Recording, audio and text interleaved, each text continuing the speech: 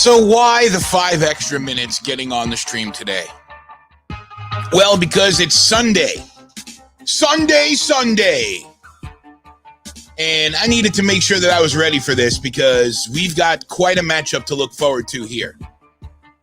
The New York Islanders and Tampa Bay Lightning about to play Game 4 in the Eastern Conference Final. Tampa Bay leads 2-1.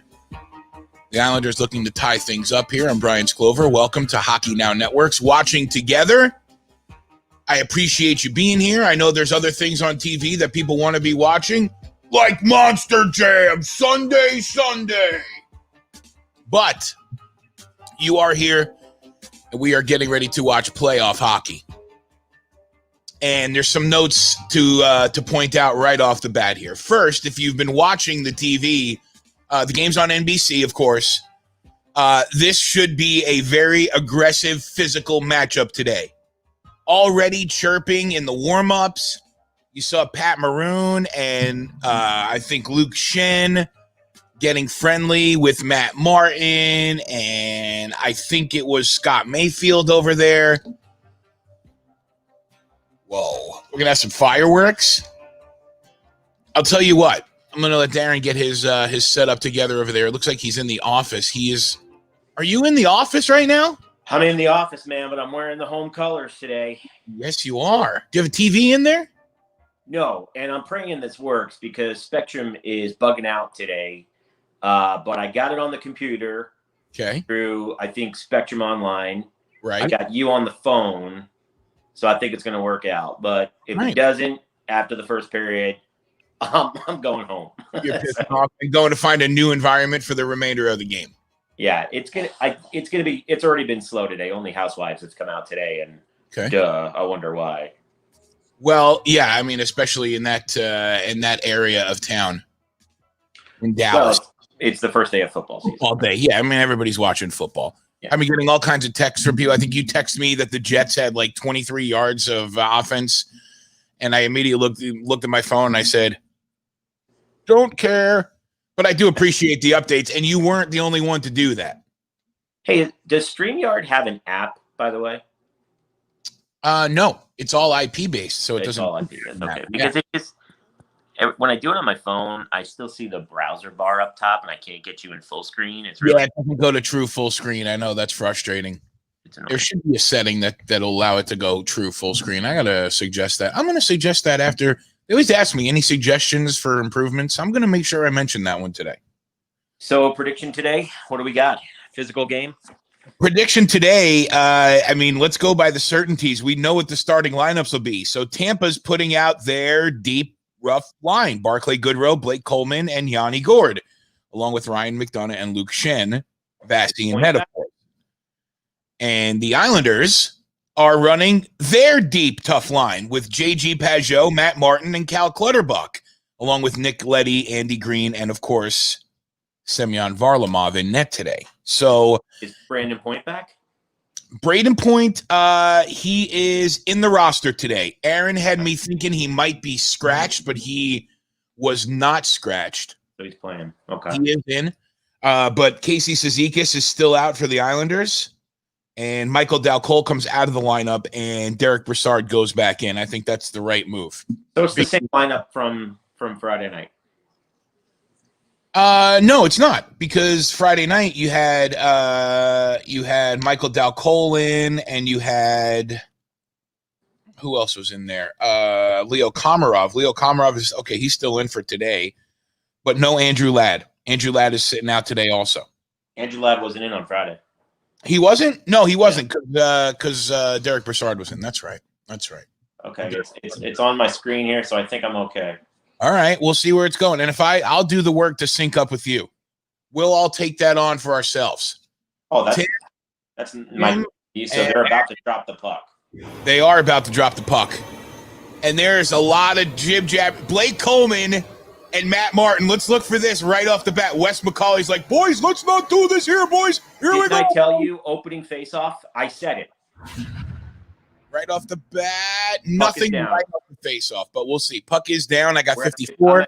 53, 52, 50. We're spot on. Cool. And your camera looks great. You look great at that angle. Well, thank you. You're welcome. You're welcome. Ross Johnston is in for today. Ooh, he's another big boy. Yeah, so they're definitely bringing the big guns. Hello to both of my moms, my true mom, and I'll keep it clean. And Mill is in here too. Go Islanders. Ma, you're allowed to root for the Islanders. It's okay. I know you're not watching football. You've been waiting for hockey all day. Tim, it's a great night or a great day for hockey on Hockey Now, and we're watching. We're watching, man. Johnson was in on the blowout game. He was in the lineup. Yes, he was. Was that the first one of the? That was the first. Yeah. That 8-2 game. But nonetheless, he is not in now. Oh man, it's been actually I got to bed at a decent time last night, but I slept in today a little bit, and then I had to go pick up my cardboard Stanley Cup. I got a cardboard Stanley Cup cutout. Was that off the post or off the helmet? That was off the crossbar. Yeah, got to give that tink tink tink to Mr. Sorelli. There's going to be some fighting going on here. I think a lot of it'll be hype at first until one of the teams scores, and then it's going to just be, all right, who's ready to run? Who's ready to go here?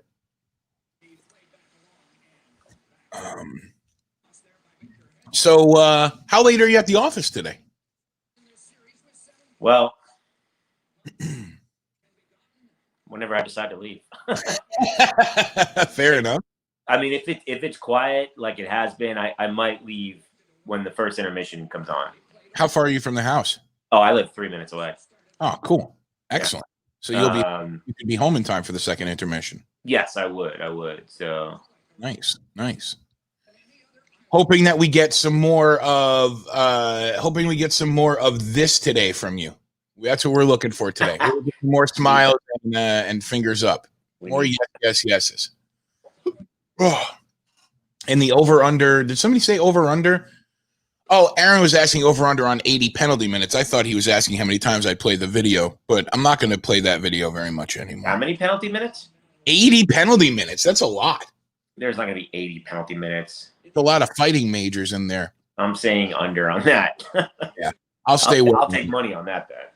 As much as the teams are getting super physical and they're really, they're doing their trash talking pregame, they're just trying to get their guys fired up, but they're not going to take a stupid penalty early. The Islanders, Matt Martin is too important to the Islanders for him to take a 5-minute major for fighting and a potential to get kicked out.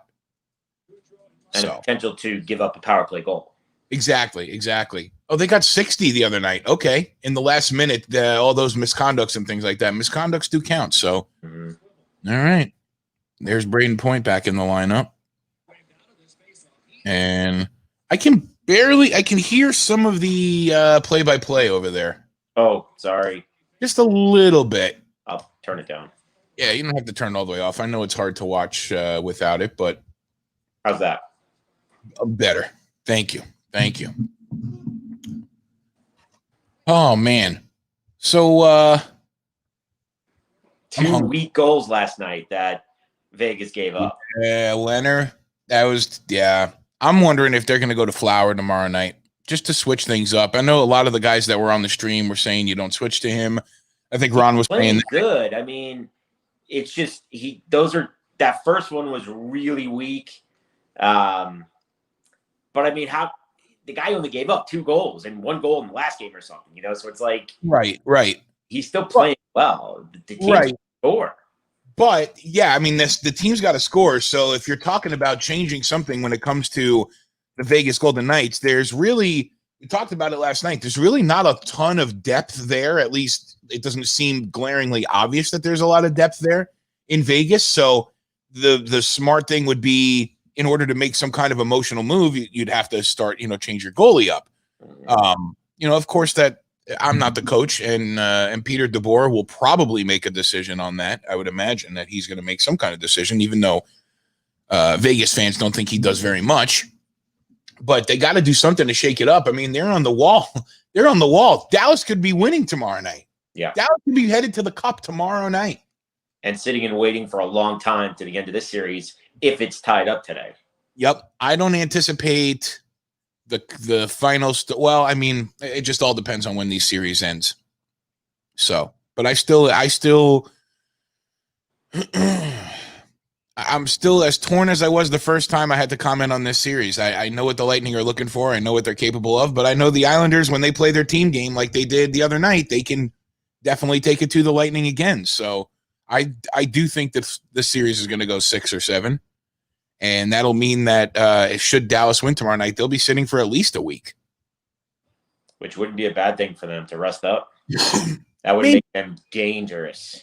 Maybe not. Maybe though they're wanting to get out of the bubble. So, good question. What happens if somebody comes in the office? I have my lovely associate today, Miss Ellen. Hello, associate. Okay, excellent.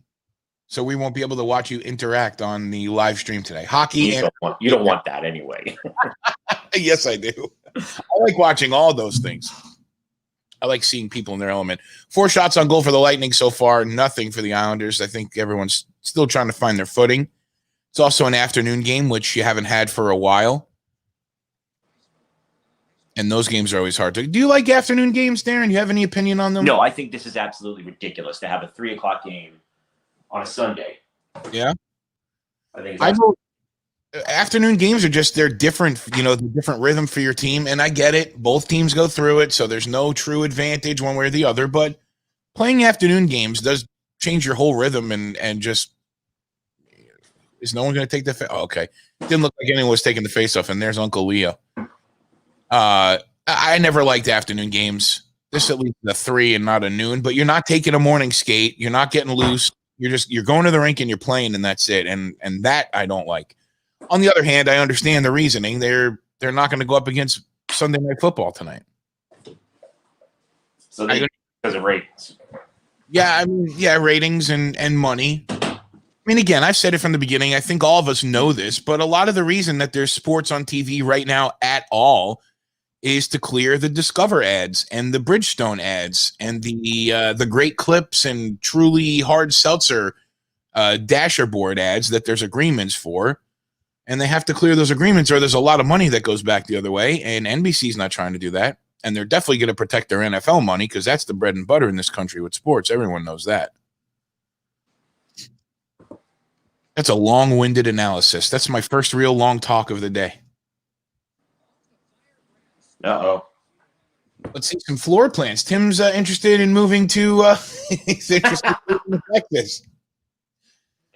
NBC doesn't want to cannibalize their role. Yeah, I mean, that's the other thing. They're not going to not play Sunday Night Football tonight. I mean, they could have put the game on NBC Sports Network, but they're not going to divide that. Let's see some floor plans.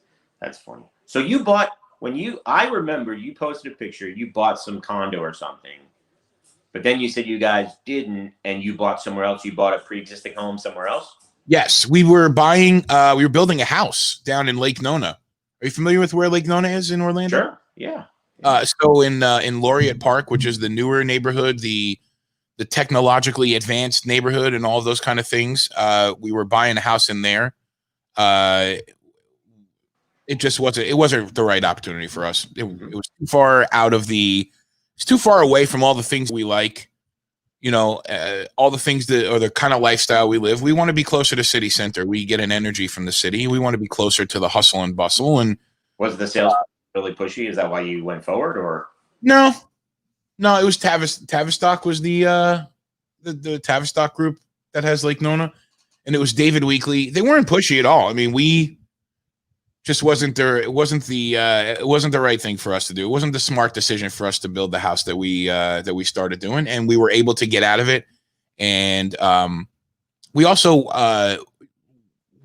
we didn't rush into it, but we were desperate to move away from the beach and move closer back to Orlando. We wanted to get back to Orlando, and that was the right. You were over in not by Cocoa. Where Cocoa Beach. Yeah. Okay. Yeah, like right on the Merritt Island. When you're at Merritt? No, I was in Melbourne from 06, 08. Okay. Yeah, a long time ago, and then came back to Orlando to do the Buckethead show, and then went back to Tampa after I got laid off, or back to Cocoa Beach, Tampa. went back to Cocoa Beach after I got laid off from that, and then met Elise. And, you know, we always had it in the cards to move back to Orlando. Excuse me. But like at the time we started looking, and this was like, okay, let's do this. This is the plan. Let's just do it. And then we were like, well, is that where we want to be? Like, I need to be able to get to Amway. At the time, Elise was still working at Kennedy, but whether we lived here where we are now or lived in Lake Nona, it would still be the same commute for her. And we would have been equally as far away from our parents and all of our friends. And, you know, we like to be, when you could be social, and when we can be social again, we like going out to the venues and watch concerts. We like going to sporting events. You know, we just like that whole thing. And, you know, Lake Nona was nice, but it's a master plan community, and, you know, it's cool to be a part of that, and it's cool to live that life and everything. But there's a lot of drawbacks that come to that. There's not a lot of individualism with those houses, and there's not a lot of shoot it. I don't know. Oh yeah, big shot there. So I still don't understand furlough. You're in a studio by yourself. Mm-hmm. What is the purpose of furloughing you? I don't understand. At iHeart? Yeah, like how did iHeart get impacted by this? Well, no revenue money. I mean, the revenue money's gone down. Ad sales, you know, because businesses haven't been able to, you know, think about we were talking about, you know, Wing House or Hooters or any of those restaurants. They've been closed. They haven't been able to have people in, and they have been. Gotcha. But you're not advertising. You can only have 40-50% capacity. You're not advertising you don't want a line of people standing outside your door. I mean, I think a lot of people would love that. It would be good for their books, but not necessarily the smartest thing for just the times. So ad revenue's down, and they just kind of, you know, they cut the corners, but, you know, it is what it is. You know, so what's the plan, man? What are you going to do? You going to do a career change? What are you going to do? I always say at some point, and I know there's lifers out there in the industry.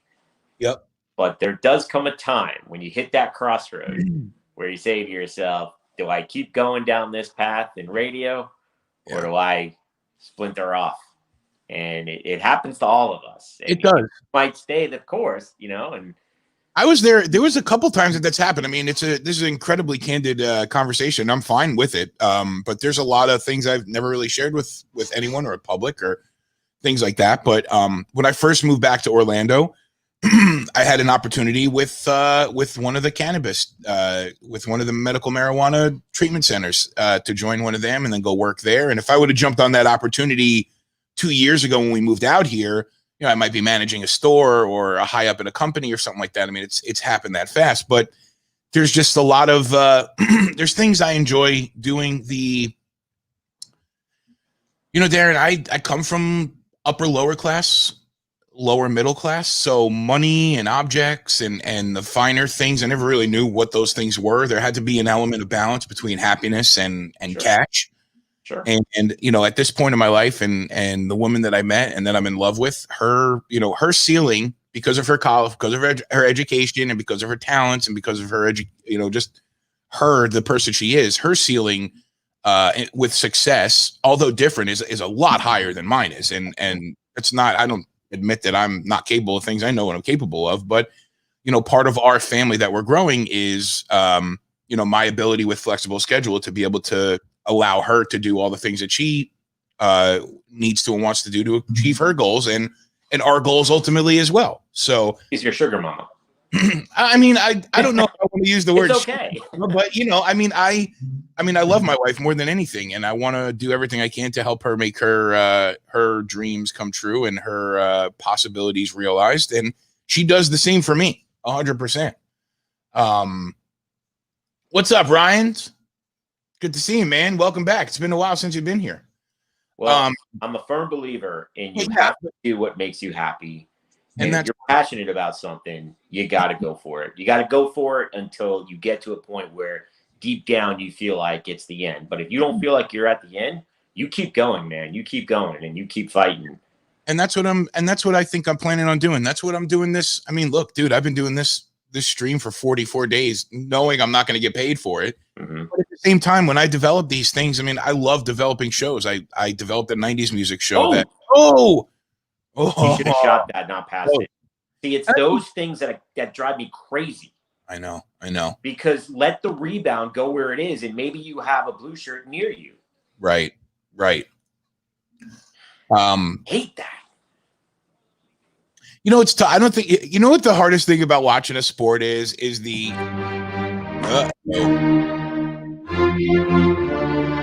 not a good time for a penalty. It's never really a good time for a penalty, but Michael Pellick is sitting down. Adam Pellick, sorry. Why do I think Michael Pellick? Was there a player named Michael Pellick at one point? Michael Pekka. Michael Pekka, yeah. But nonetheless, the Islanders are going on a penalty kill here. Lightning with their first power play of the day. Craziest thing about sports that you don't really realize. I mean, it's easy for us to watch and do it, but the decisions have to be made so split second. You know what I mean? So we complain like, oh, he should have aimed top corner. He should have went for the pass or went for the shot. Those decisions are made like so quick. There's very little time to get them figured out. But like I was saying, I think you remember a couple of years ago, I developed a 90s show, 90s Plus. I do. And I listened to it. I loved it. I love doing that. I'm actually, once hockey's over and I take a couple of days to, me and Elise want to just go somewhere. We want to get away. And we're going to do that. And when I return, I'm going to bring 90s Plus back. I'm going to do it here from the house. I've already, secured all the equipment, and I've got my music library, and I've got everything I need to do it. Already done some test segments. So I'm going to put that back together. I enjoy building programs. There was a rock show that I was working on when I got furloughed from iHeart called Rock Roundup. You got to play a little LaBouche. Yeah, we do play LaBouche. I do play it on Plus. I love that music. I just enjoy doing it. But I think that I see what my peers are doing that are still in quote unquote radio business, and really how hard they work for. I mean, they get compensated, but they do a lot of work, and there's a lot of their life that's taken from them. Yeah. Via time, a talent in this business right now to be able to make any kind of solid income. Ooh, big stop and a clear. That's big clear. Sorry. I have a water bottle holding my phone up. I reached that point, for me. Yeah. I got to the point where I was tired of the traveling. I was tired of holding down 4 jobs to be able to pay my rent, and I was, of course, a lot younger than we are now. Right. But there were certain things that I did want in life that I knew I couldn't get. Right. If I stayed the course in radio. And I think I got to that point where I was like, okay, I mean, I was at that crossroad where I could go one way or the other. And there were some other things that were more important to me than staying in it. And I felt like the passion was gone. Yeah. Great save. I felt like the passion was gone. And that's the moment I knew when the passion was gone. I was like, you know what? I could be okay leaving the industry. Yeah. That's when I knew that I could leave and be happy and content with it. Well, for you also, it was a journey within the journey, because you were on air and you were a talent and you did that side of it. And then you went to sales in radio, which in that industry is a step up on money. Mm-hmm. And I know just from watching people, unless you're, like top 3, 4, 5 people in the company and you have these built-in big contracts like the amusement parks or car dealerships or beer, Bud Light commissions and things like that, you realized if I can sell, I'm probably going to make a lot more money selling something else somewhere else. So once you moved into selling, that's exactly what it was. I used the opportunity with Aaron to learn from him, to learn from the people around me. Right. Just to get as much experience as possible in sales. And I took that to CSB, School of Broadcasting. Yep. And then I took a lot of lessons and a lot of, moments of learning from that. Obviously, the plan was to stay there my entire career. I was on a path to become a vice president, but then hang on. Go ahead. No, Ryan's pointing out Matt Pellick. I knew there was another Pellick that was fairly well known, but that was Matt Pellick. He played with the Sharks for he played 8 games for the Sharks and 5 games for the Flames over like 3 different years. So I knew there was another Pellick. Sorry, I didn't mean to interrupt you. I wanted to try to address that comment too. Well, go ahead. But yeah, no, radio sales is absolutely I think one of the worst sales you could possibly do. I mean, short of maybe, trailer park homes. I don't know what's worse. But I don't know. But I don't know that radio selling has just got. I feel like it hasn't always been horrible. It's just that the model for the way things are sold, it's not like, okay, we come up with an idea and then, okay, go sell it. There's not enough people that are there to do that anymore. So then as a talent, you're creating these things that, listen, right? So Rock Roundup was the show that I did on New Year's Eve. It ran on 5 rock stations in Florida, including 3 major markets. It was on Tampa, Orlando, Jacksonville, and then Tallahassee and Panama City. So it was on New Year's Eve, and then they reran it on New Year's Day. There's a countdown to the top 50 songs of the last decade because it was the end of the decade rolling in. So, it all kind of came together, but amongst all 5 of the markets, one person in Jacksonville saw interest in selling a sponsorship on that. And you step back and you're like, as a talent, you're like, okay, I developed something that could run on, in essence, every radio station in the company. Sure. And you're telling me you can't even find somebody to find another case in point. I'm not airing out dirty laundry. It's not airing out grievances, but these are real realities of the industry. When I was in Melbourne, I helped them put together I helped the station I was with put together a station annual concert, right? So it was the birthday bash or whatever they called it. And I helped them to develop the whole thing with all my experience at JRR and Earth Day Birthday, how to put on a concert. Let's get 3 bands that are profile of the station. It's a classic hit station. So let's get 3 that kind of represent all of the angles of the station. And then we put them all together in one spot. We advertise the hell out of it. It's a celebration for our listeners. And we sell a big sponsorship on it. The sponsorship package that they sold was like pennies. And the whole time I'm sitting there, I'm like, I spent hours and hours and hours and hours and hours and hours of making proposals for you and showing all different assets.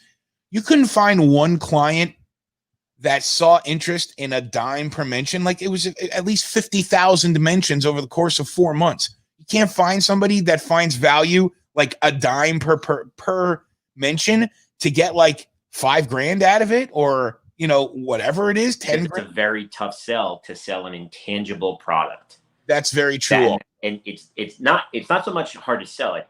It's hard to get someone to understand their return on investment for it.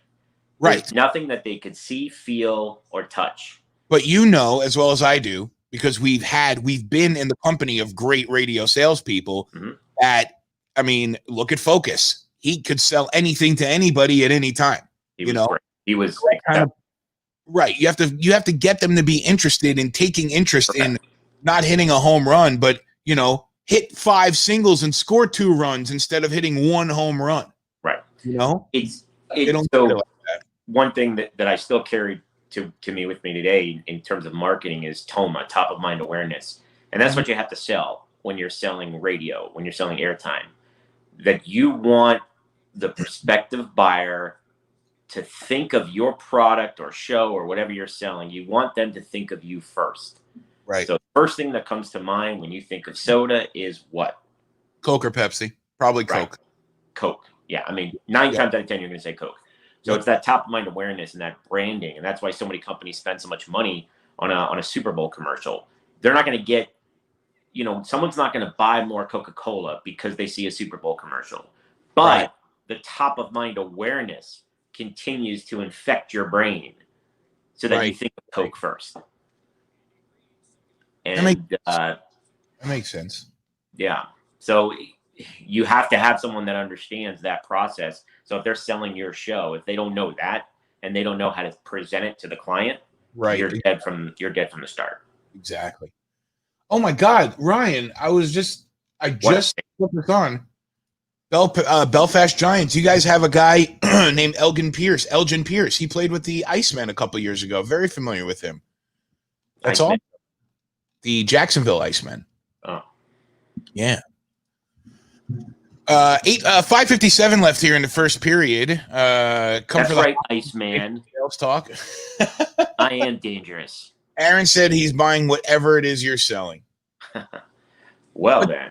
But you know what? Ultimately, that's the other part of the world, the modern day world, and more in particular broadcasting, that's kind of gotten unappealing. And that being, I know what I do well, and I do it very well. But I know that I'm not a salesperson. And I know that I don't understand that. I don't have that side of me. So I can sell an idea. I can sell, go out and see, go pick up fireworks at this place because they are awesome fireworks. I had them myself. And we had this big, awesome selection. And I'll tell you right now, you get this one and this one, and then they'll give you another 2 free. So then you get this and this. You have yourself a nice little fireworks setup. I can do things like that, but I can't sell individual person to person. But in the world today, you got to do everything. You got to wear 10 hats. You got to do this and this and this and this. I don't do this and this and this. I do this and then this and this and this that comes with this. So it's just it's a tough time right now. It's hard to be. I mean, it's double-edged sword being a creative person. You have so many more outlets like, social media, like with this. I mean, Hockey Now wouldn't have been. It wouldn't have been possible 3 years ago. There were no streaming platforms like that for, with the availability and the accessibility to be able to do things like this. On the other hand, you still understand that radio is a powerful platform, and it will always be as long as it's free and in people's cars and easily accessible to people. So, did you see this trash talking earlier? Did not see this during warm up. No. Yeah. Pat Maroon and 32. Who's that? Ross Johnson. Yeah. Wait to see if there's some goals before those guys start going at it. Yeah, Zach Bogosian was there too. It's just tough. And right now there's a lot of crossroads. I'll be honest with you. Through this whole project, I've thought about really legitimately trying to get into play-by-play or something on some level like that. But I'm not traditional. I'm more of a new delivery, looser kind of person. And that doesn't always sit the right way with traditionalists. But the improv ad-libber. Yeah, man. I mean, like color commentary or play-by-play. I could do it just like anyone else can. But just like with everything else, there's just a lot of... Do you think, and I'm going to ask you a very direct question here. Yeah. I found a lot of success in radio because I was willing to travel, right? Yeah. I was willing to go to Sarasota, to go to West Palm, to go to Orlando. Yep. Do you think it's held you back by not moving away from Orlando and staying in your bubble? No pun intended. I think so, a little bit. You could have easily gotten a job in Duluth, Georgia, or something. Yeah, I could have gotten a job. I probably could have gotten a job anywhere if I wanted to. There were so many connections that I had beyond that, and I also understand the power connections and network. And with working with Mike, and Super Gold was on at the time. 350 radio stations across the country. If there was an opportunity out there, I probably could have been able to do it. But, same thing again, we all have our own journey that we've been on through life. And, I didn't want to. What was going on there? What's happening there?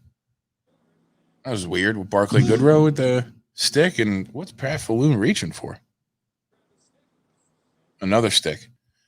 I wanted to be closer to my family. I want to be closer to my friends. I needed some comfort. I never really had any kind of, security running through my life from, when I was younger until, as I got older.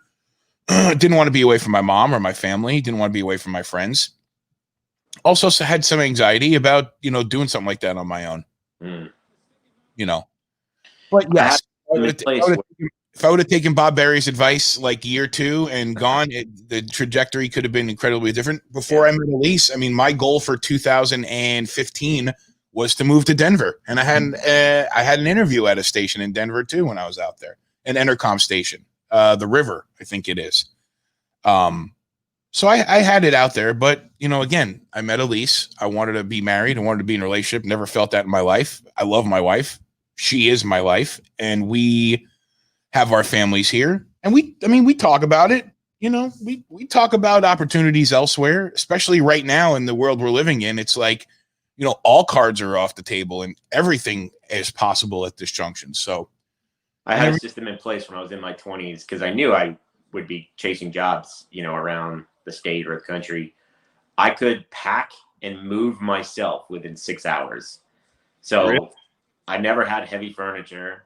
Right. I always, everything I had in my possession, I could load in a truck myself and do everything by myself. So I had a system in place where if a job came calling, I was in a U-Haul truck in 6 hours. Sure. And I'd be driving behind that wheel. Definitely. And that's what I did with Sarasota when I went from Orlando to Sarasota for 105.9 The Buzz. Yep. I remember that. I just packed up and went. They were the only ones who would give me an opportunity to go on full time on air. I had to take that opportunity. Absolutely. Even though I loved Orlando, it was still to this day my favorite place I've ever lived. He almost put that in his own net. Yeah, I saw that. That was not very fancy work, Cal. But yeah, as much as I didn't want to move, I mean, I had to for a full-time on-air gig. Sure. I hated Sarasota.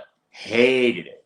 I mean, I have some friends who are interested in Sarasota. It doesn't do anything for me over there. It seems to all the beach towns in this state, I'm convinced, are the same. Everything shuts down early, and it is indeed a place to retire to. And we want to retire. We want to retire back to Cocoa Beach if possible. I'd go back to the building that we lived in. I loved the building, loved the location. We were right where 520 dead ends into the ocean. You take a left right along the road, and we're the fourth building on the right-hand side. Beautiful building, interior hallways, had the pool, your own beach access, the whole nine. It was beautiful, but as mid-30s somethings like we were, sometimes we like to go out and have dinner at 9 o'clock at night, and there's nothing open in Cocoa Beach at 9 o'clock at night. Yep. So it just wasn't the right time for us and the right place for us at the time. But it is, a place to retire to one day, perhaps. But what also, Darren, is interesting, and everybody that's still listening and watching, I appreciate you listening to me and Darren talk about life a little bit. But I don't know that I ever wanted to be a quote unquote full-time jock. Right from the beginning when I worked with Mike Harvey and went into that world with him, I went into the world of being the bad guy, and that being creating programming that was for the masses. So not just a program that aired here, but I wanted to air here and there and there and there and there and there and there and there all at the same time.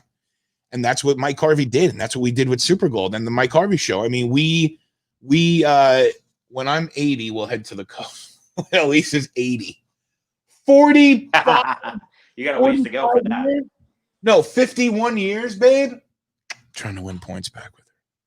Saying she's only 29 years old. No, Aaron, not School over in syndication, but I also have an idea I'd love to tell you about off the air, Darren, that is generally revolves around the idea of syndication and a new model of it. But we took people's jobs with Mike Harvey's show. Those night jocks on those classic hit stations, we took their job, but we also felt like we were putting better programming on our air than those local jocks were doing, because what the industry's like right now. It's the complete sheet or some other show prep service that everybody is reading off of the same shit. It's the same birthdays, the same, this guy died this day, or remember when this happened, or, it's National Pizza Pie with Pepperoni Day, and every single radio station's talking about it. It's like, why? What's the purpose of that? You're making it sound like news stations are the same way. TV news stations, exact thing. Yeah, the same story. They run the same, They copy. They copy, exactly. And what they do is they remove the local reporter and they put together a package and they send you a script and you just throw it on the air the way it is. And there is no locality to it, but it's still, it's just the originality is what gets me that's missing from it. But, I never wanted to, I got a flash on my screen. Okay. I went out for a second. I got 1:30 on the clock here, by the way. I never wanted to, even like when I was doing, like even back when I was a kid and Bucket was on at night on JRR, we had an incredible amount of fun. We did a lot. Oh, great save. Like you hit him back up. Yeah, it looked like you hit him kind of midsection. we had a lot of fun. We had a ton of fun, and we did a lot of really fun bits and fun things, and there was a lot of potential there, Then I look back at the amount of work that went into that versus the amount of money we got paid, and it's like, no one's going to ever put the value on these things that we deserve. And really, if I'm not putting it on 5 other stations, I'm kind of uninterested in just doing it in one market. I'm not a believer in the whole radio is local thing. Because like I just said, everybody's reading the same shit off the cards that somebody in Boise, Idaho is reading. Mm-hmm. So to that extent, that's why, I know it's very unpopular amongst my peers, but in that point, when they talk about like what Entercom just did and they laid off a bunch of people and they're going syndicated programming on their alternative rock and country formats, it's like, yes, they should have been doing this a long time ago. Because instead of, Jim B. Bozo in Jacksonville talking about the National Donut Day, there's in Dallas you probably have an act that's playing a concert there, and you can get that act on the air, and then why not put that on every single one of your stations across the country? Mm-hmm. That's what people want. What people don't realize is that we become individual markets are really not important anymore. We are a national market. Look at this show right here. Very few people are in Orlando that have been involved with Hockey Now. Tim and some other guys that are local, but everybody else is not here. So why is the onus on that? Why is the onus not on all these websites that have tons of money to spend and advertise their businesses? They're looking to spend money on it too. That's the end of the period. But that's why I start getting carried away, because I don't know any better, because I'm not a sales guy. Here's a drum at the end here. Mm-hmm.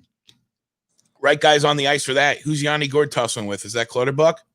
Pajot's got Coleman wrapped up. Little hugs and kisses before they go to the locker rooms.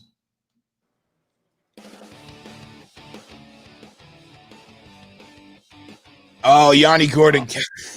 Look at Clutterbuck like smiling at him. I wouldn't mess with Yanni Gord, though. That's a tough little French bastard right there. Oh, they're going. Oh, I'd love to hear what they're saying, wouldn't you? Oh, I'd give anything. Oh, Cal got the last word. And he's going to get a penalty for that, I'll bet. Watch. Let's see this. Why would Shattenkirk go after Matt Martin? Kevin Shattenkirk is a wuss. Why would he even go after him? Because Martin shot the puck after the buzzer? Oh, he got him. I love that smirk he's got. Cal Clutterbuck looks like he could be the guitarist for My Chemical Romance or some emo. It's going to be a tough second period, man. That was... Are you going to stay in the office or are you going to go home? What time is it? It is 3:49 Eastern, 2:49 Central. You're tempted. I'm going to let you make the decision on your own. I'll probably stay for the second and then leave in the second intermission. Confident in that decision? I think so, man. It's dead, dude. I haven't had a single person come in since we started. So. I'm sorry, I shouldn't laugh about it. No, it happens every year. I mean, there's slow days and busy days, but yeah, Sundays are always when football's on. It's a big college town here too, so college football's always a busy. I'll bet busy day where we don't see a lot of stuff going on. So it's this is normal August, September stuff here. Our busy months are in the springtime. Are they? Yeah, I'll bet that's around right. Yeah, we sell probably 70% of our stuff in the spring, but we had a good summer, right? A really good summer. Did you really? Yeah, but that's just because of the quarantine. Sure. All right. But yeah, no, I'm gonna stay here, I think. All right, cool. Well, I'm gonna take a break. All right, man. See you in a second.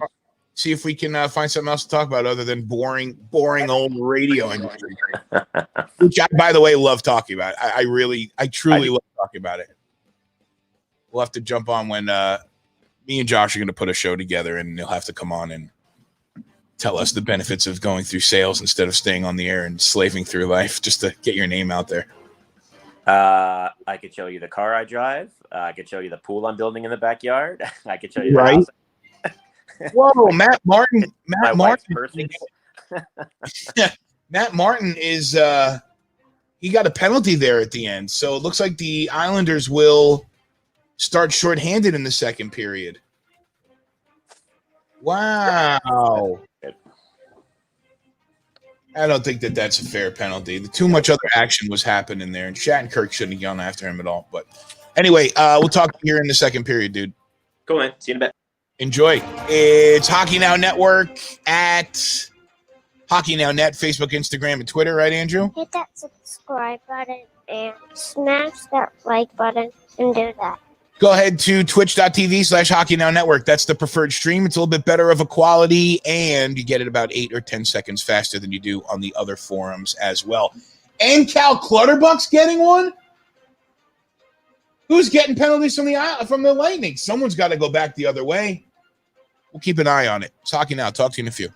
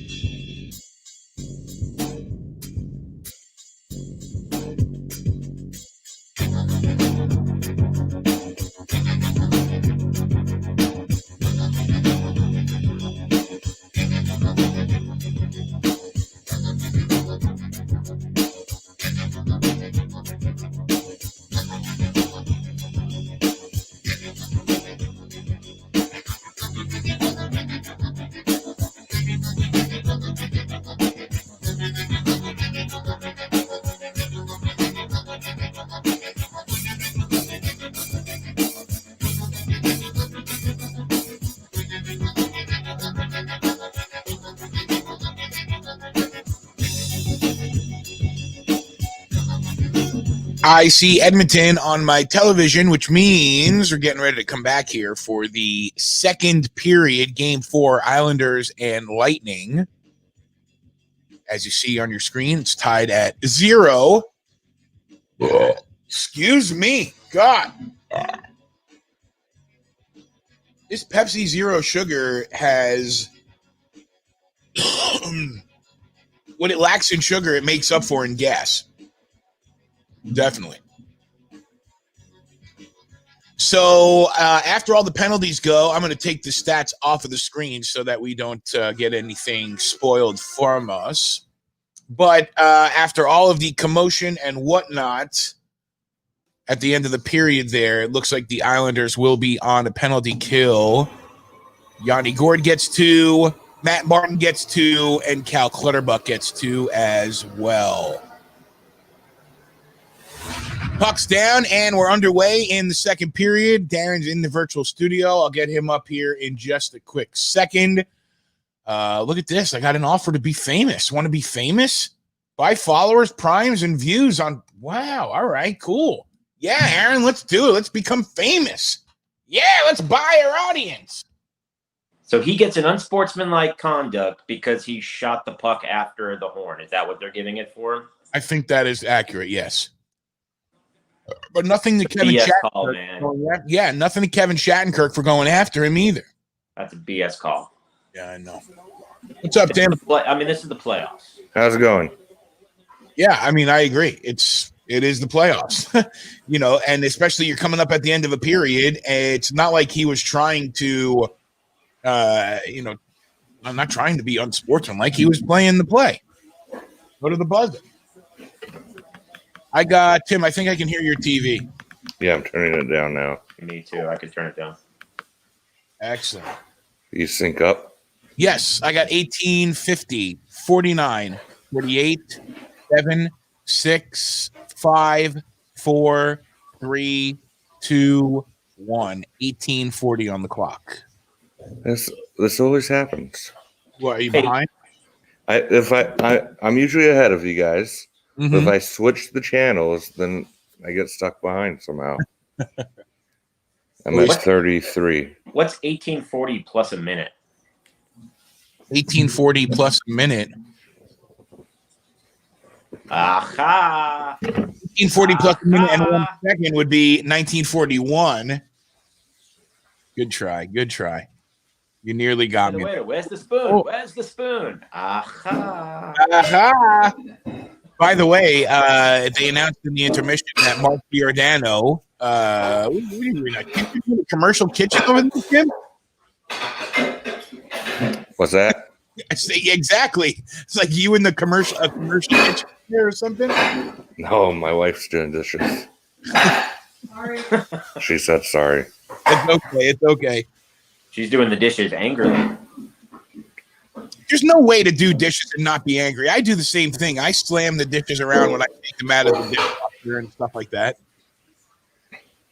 I was going to say something, and So another good penalty kill. Yeah, great penalty kill there. Lightning have 13 shots on goal, just 5 for the Islanders through a full period. Bad.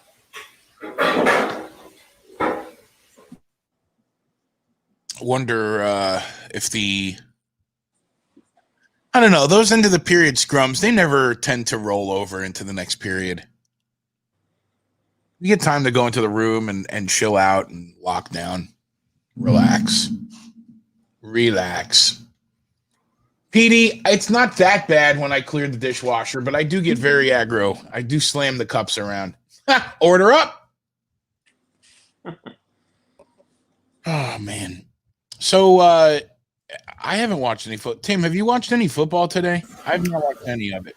I have. Hold on. Barzy, no. I don't know, Darren. He looks like he's a step off. Have you noticed the same thing? Yeah, I think he's tired.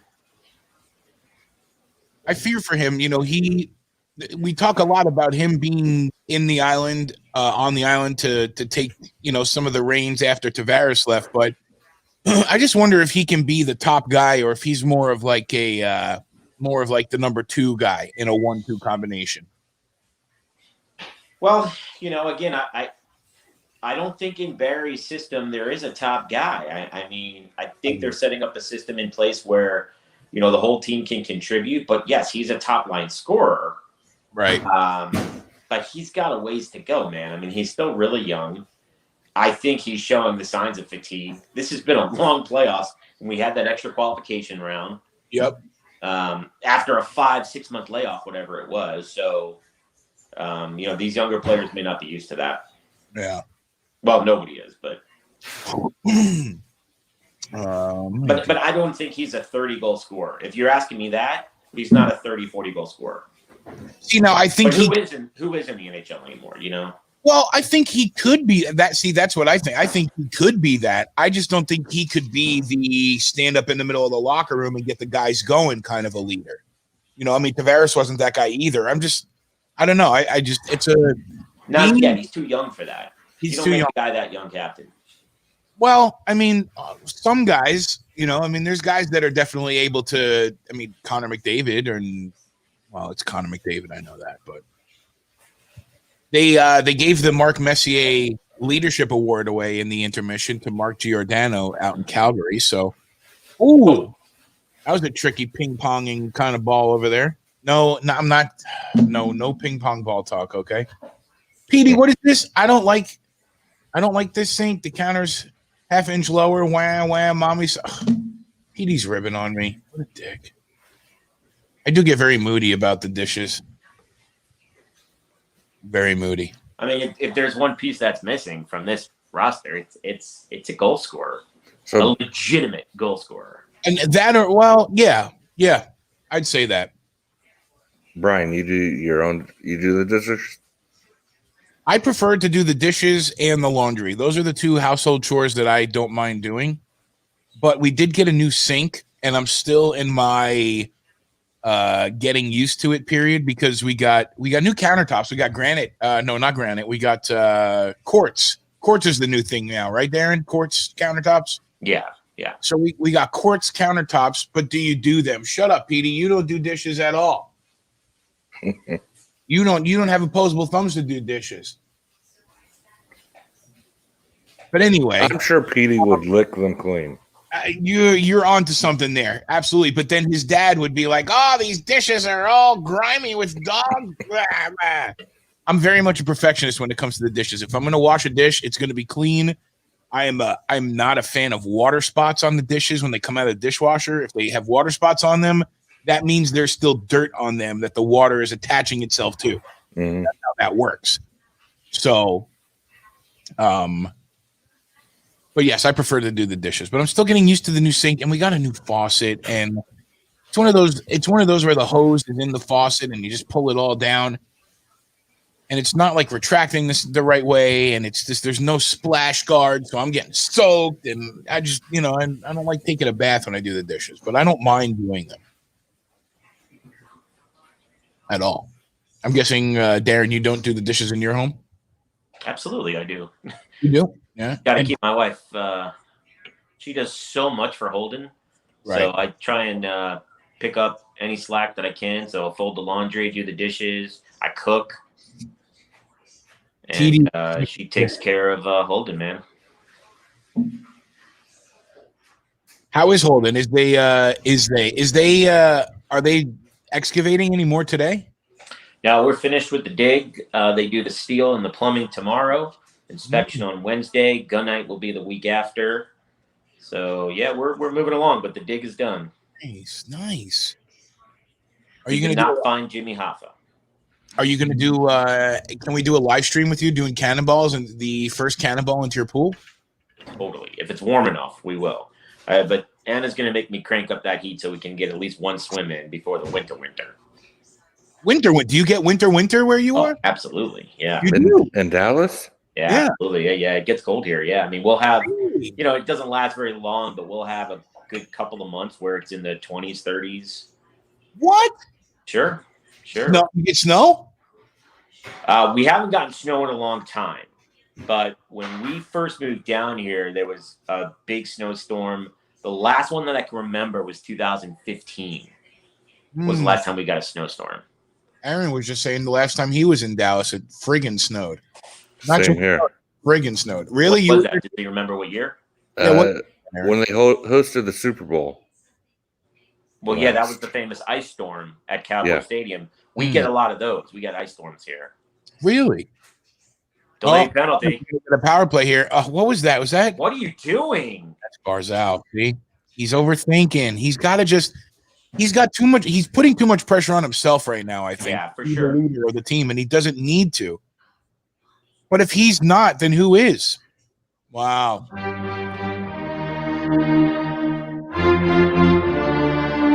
Lightning will be shorthanded here. Islanders go to the power play. I believe that's their first of the day. 13:24 left in the second period. Ryan McDonough will sit. The score is 0-0. And we're in a commercial break. I missed that building right there. I missed Madison Square Garden. Yeah, but it does get cold here, and it's nice. I mean, we don't have seasons. We have summer and winter, and that's it. Yeah? We have summer. You guys have summer, yeah. Hey, it was nice today. I went out this morning. I was wearing a long sleeve T-shirt. It was actually fairly breezy. But it rained all day. Yeah, I know. Well, earlier it wasn't raining, but the winds were coming through from the hurricane, from the storm, whatever it is. Dude, Louisiana is just about to get pummeled again with another hurricane. The biggest fear for them, I guess, is the flooding right now. Yeah. After what happened to Lake Charles in western Louisiana, and now this one. And then there's like 8 storms in the Atlantic. Crazy. I was going to bring something up. I forgot what it was. You miss up north, Darren? Would you ever move back to Long Island? No. No. Not in a million years. I love it here. I really, really love it here. I mean, sure, I could say I miss going to the games and whatnot, but I mean, the reality is I'm not in a position where I could go to get season tickets where I can go every night. I have a young kid. Right. We have responsibilities, and I can't just go to the games every night. Well, but with the TV packages now, I can watch it's like living there. I watched every Islander game this entire season with Holden. Getting the football package, I can watch the Giants if I want to. So it's not like where you can't see your regional teams anymore. Right. Is there anything about that? When did you leave the island? You were born on the island, right? Yeah, I left as soon as my dad let me leave. I was 17 years old. He said you can go to the military, college, or work. I chose the military. I joined the Navy, and I was only in the Navy briefly because I found out I was colorblind in the Navy. You were in the Navy. I was in the Navy. He was a seaman. Dude, I didn't know you were a seaman. I was a seaman. A seaman, yeah. Seaman. Frothy. So when I got out, he said, "Well, now you got to go to college." I said, "Okay, well, I want to move to Florida." So I moved to Florida when I was 18. I spent maybe 2 months at Palm Beach Community College. You didn't move with family. You moved down here on your own. I moved down there on my own. Yeah, I went to Palm Beach Community College in West Palm. Yeah. I got a job at a warehouse, and after 2 months, I said, "Forget this," and I quit college and just started working. And then I heard a commercial during Howard Stern for the Connecticut School of Broadcasting, and paid the $5,000. And the rest was history. Nice. Okay, I didn't realize all that. Yeah. Is there anything you do miss about up north of the island? No, there really isn't. I could say the food, but there's great food down here. I wish I could say the pizza, but I can't. Big stop. Yeah. You were saying dinner suggestions earlier. Yeah, you got a dinner. This is ours right here. You're eating dinner at 420. Damn, that looks great. That does look good. That looks amazing. I'm coming over. Where do you live? I'm on my way. What part of town do you live in again? I feel like I've already asked you this. 436 and Hanging Moss. Yeah, so right over by that Wawa that I saw you at that night. Yeah. Okay, yeah. Yeah, you're not far from me at all. One of my weed stores is right there. Speaking of where you live, I keep telling my wife that's where I want to retire. I want to retire in Orlando. You want to come back to Orlando to retire? 100%. Nice. 100%. We were talking, not to go back in depth into the conversation we were having in the first period, but there is an element of broadcast and radio that is the lifestyle that you get to take advantage of. And the events, the concerts, the sports, the wine fests, the everything that's happening around town, being a part, it's that part of life and the lifestyle that gets adopted, regardless of the money you make, is also, appealing to it for both me and Elise. I mean, I think about the money I would have spent on concert tickets for all of those concerts. I think of all the nights that I would have, what I could have walked out of if I would have scalped the tickets I had on my way into a concert, But yeah, I don't know. That's why I like my job. I get to see a lot of stuff that I probably would have never gone to. It's a lifestyle. It's it's being a part of something like that. Did anybody anticipate this being a 0-0 game? Not at all. I'm actually was just thinking about how, are we bored with the game, or is the game just kind of boring? Ross Johnson, Uncle Leo was right there, but it couldn't come back out in front. Islanders are circling right now. Whoa, that was close there too. And these aren't even the big guns for the Islanders on the ice. Kucherov and Point are on the ice for the Lightning, and they're buried in their own zone. In the second period with a long change. See, this is where Barry Trotz knows what he's doing and knows how to play a game. Tried to go between the legs. Oh, my God. The Islanders flying. Wow. That's one of those plays when the whistle goes, everybody just applauses and wow. That was a great sequence. Still no score. Unbelievable. Aaron sent over a picture of his last visit to Dallas. Holy moly. Let's see. Yeah, I'm going to pull it up here. Did he say what year? He said it was February 27th, 2015. That was the snowstorm I was just mentioning. That was it? 2015. Right. Yeah, yep. So let's see. So let me pop this up here. Yep. That was the last time we got snow here. All right, cool. Let me click. I think. And you know what? You know what they don't have here, Brian? So they don't have salt here. So what they do is salt to salt the roads. Yeah, like they do right? So instead of salt, they put down sand. Dude, it does nothing. No, it doesn't do anything. It does not. It's a total waste of tax dollars. Yep. It is. Yep. Yeah. Wow. Damn. It's got to melt pretty quick, though. No? Not when you put sand on it. Yeah. True. It doesn't do anything. Why do they put sand down there? I have no idea. I guess that to make it a little bit more traction for the cars, but it does nothing, man. That sounds dumb. It's the worst. Ryan, don't wish double overtime on us right now. Not us or NBC want to see an overtime game. Could you imagine? I was thinking about this earlier. Could you imagine this game goes like 4 overtimes? They're like, we got to start the football game. We're moving this to cable. No. Well, who's on tonight? The Cowboys, right? Yeah. Cowboys and we're looking at it right now. Is it Cowboys and the Rams? Rams? Yeah, Cowboys and Rams. So 7 Eastern, and it's 4:25 your time. Yeah, but it's not 7 Eastern because it's going to kick off at 8. 7 Eastern's the coverage. Yeah, the Football Night in America or whatever they call their pregame show. Yeah. Game's 8:20. But they would still dump this game in a heartbeat. Yeah, I know they will because hockey gets no respect. Rodney Dangerfield. By the way, do you guys like George Carlin? Are you a George Carlin fan?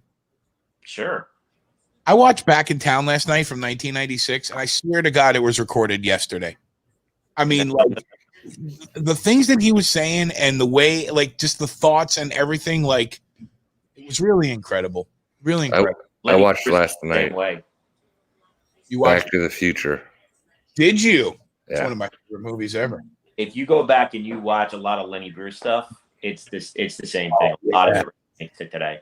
you're like, what are you like? All the things that he's saying, like, why and why haven't we done anything about it? It's all the same. Roads where we're going, we don't need roads.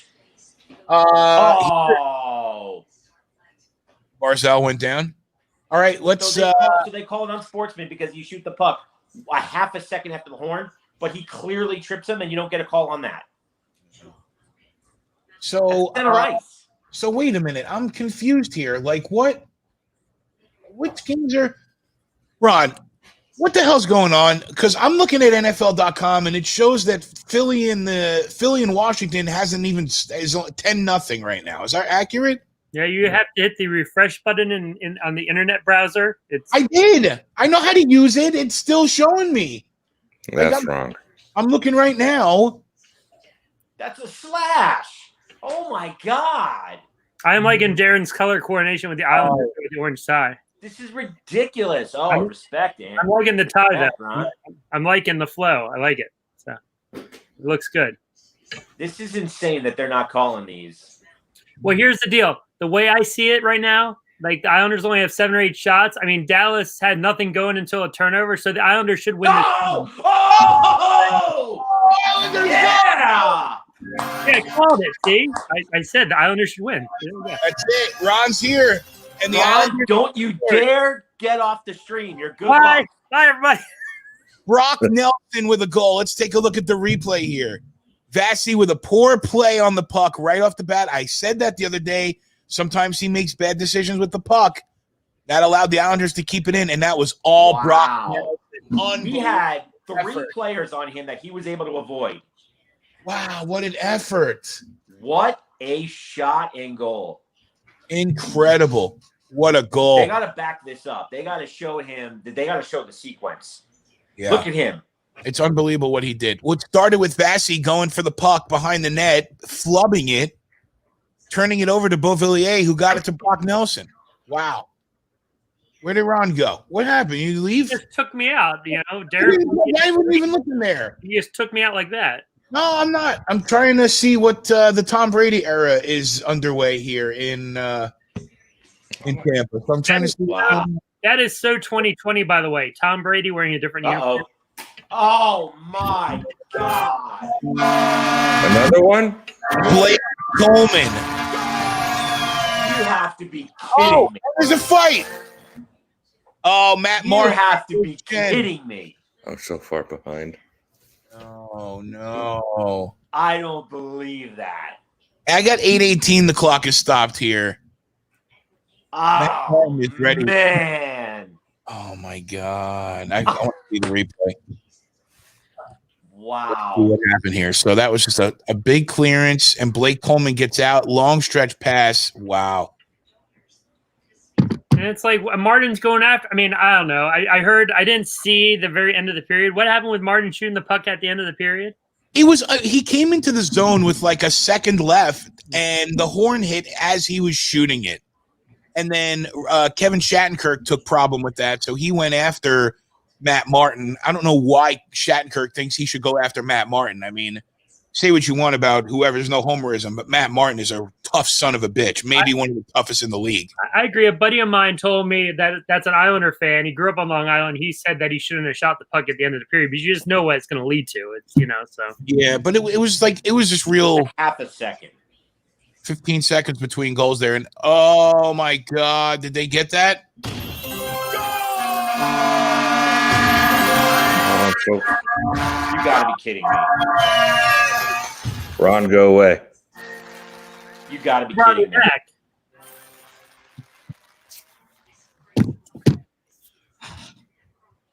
Andre Palat gets one right away. I mean, we've had nothing this whole afternoon, and then in the time that Ron's been here, this has been the most offensive game of the playoffs that I've seen. Sheesh. I've only seen 3 minutes, though. So, what a pass from Kucherov, though. 3 minutes, 3 goals. 3 goals in 27 seconds.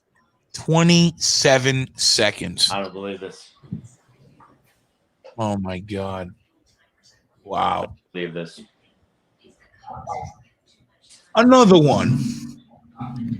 All right, can you guys pause for a second so I can catch up? Yeah, I was going to say I've been watching this. I've been seeing the goals ahead of time. So I'm paused. I'm at 8. Darren, if you got to keep, where are you at? If you can't, it's all right. I can't pause. All right. I'm going to keep 5, 4, well, we'll go with 3, 2, 1, 0. 9. I can't pause. I'm not able to. Darren. Right. Wherever you're at, we should be with Darren. That's what we should do. So I'm at 7:56 right now. Clock is stopped. Wow. and you wonder how that happened. I mean, the defense swung over there, and Bailey was back checking, but I mean, that's really not Bailey's guy. That's the defenseman over the center. So Yeah. Who else was on the ice there, defense-wise? Yeah. Pulak was there. But I mean, they had to swing over because the defenseman was down in the corner. So I mean, yeah, plus the play.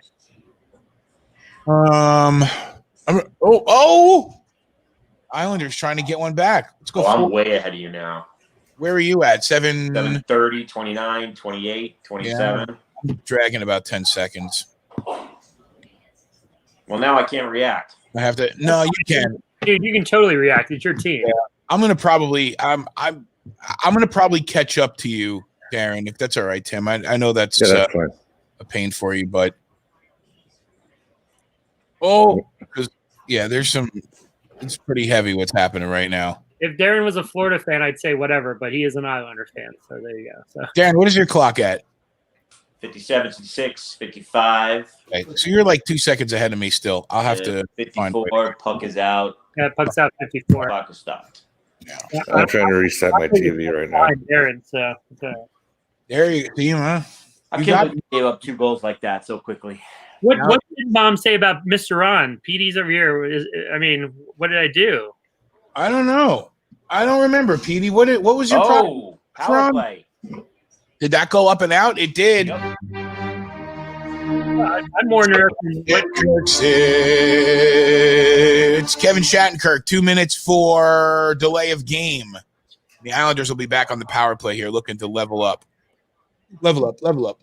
What's the dog talking about, Brian? What's up, man? What did I do? I asked him. We'll see what he says. All right, now I'm at 54. I asked the dog. 53. I don't remember. Why would you not just shoot that, Brass? Because it's cuter to pass it behind your back. Oh my God, that was my problem with him on the Rangers, just trying to be too cute. But Nelson in front of the net, dude. You gotta like Nelson what he's doing. Gets right in front of the goalie again. Another one. That last goal that he had, that goal Wow. Clinker. I got 6:18, 17, 16, 6:15 left here, second period. Yeah, I'm like 2 seconds behind, so that's good. All right, cool. Amazing how that happens. Wow, that was a better sequence on the power play. So close. But this is the area we need to score. We have to score on power play chances. It's got to happen. You don't want to be looking back and saying, "Oh, well, we didn't capitalize on our special team." This is what I'm talking about. This is ridiculous. Oh yeah. Now back the other way. And that's Petey. Come on. Shit. I'm afraid to look away. Like after I looked away for 1 second to look at football scores, and 3 goals happened. Oh, was he taken down there, or did he just trip? He just fell. Momentum took him down. I think the stick might have caught him, but it's he's trying to cut between 2 guys there. I mean, we got in the corner maybe. What's happening there? I don't know what happened. Inside. Go inside. They're calling a penalty on the Islanders. No way. Well, for what? Holding. Unreal. Did Barzal get cut on the lip? Oh, he's bleeding. Oh, you know what? He's holding the guy's stick while he's trying to clear it out of the zone. So Ron, 17 penalties have not been called on the Lightning throughout this game so far. Well, but they're going to call that. It's right there because you keep the puck in the zone. So I mean, I get that. I don't get the other 17, but I get that one. Wow, off the post. Unreal. Yikes. And chances are, too, I mean, you probably don't even get that back. The opposite corner trying to rim it around, you probably have a defenseman waiting for it on the other side. So. Right. Here's that play, Broussard. Yeah. Like, why did he not shoot shoot that. it? Puck. Oh, my God. You're in between the circles. You got to let that go, man. It just with nobody on you. got to shoot the puck. Power play situation where you've got possession in the zone. Yeah.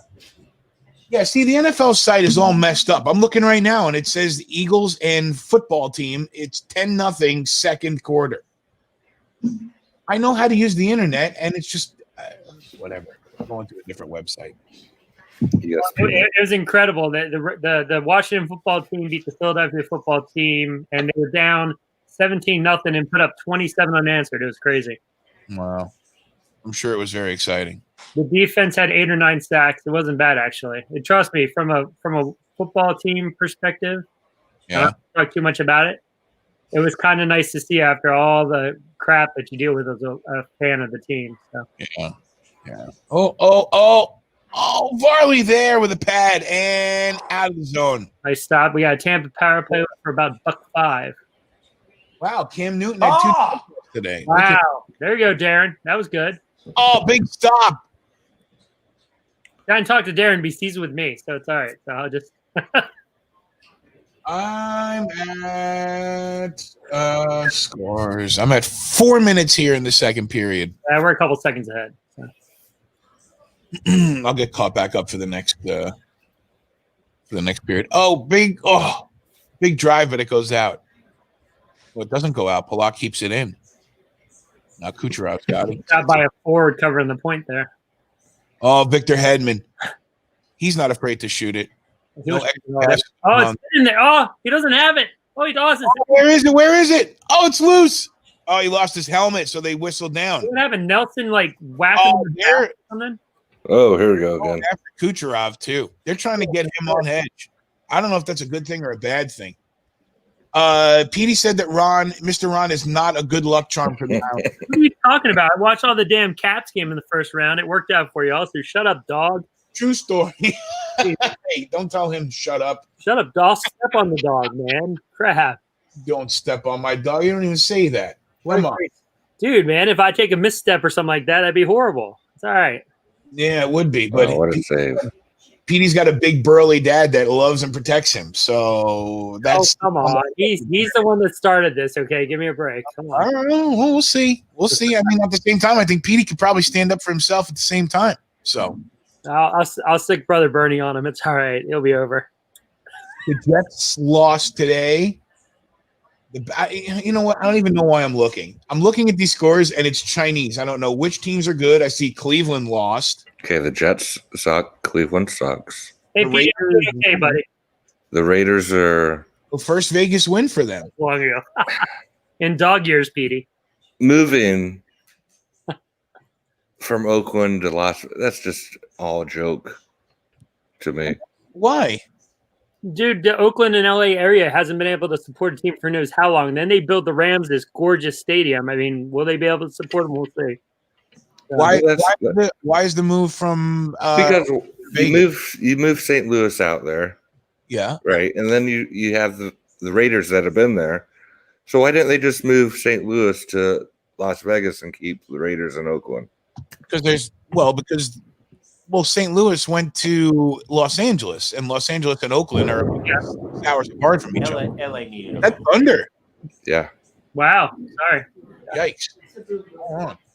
It's going to be, I guess there's some coming our way, too. That's a good point, Aaron, but who knows?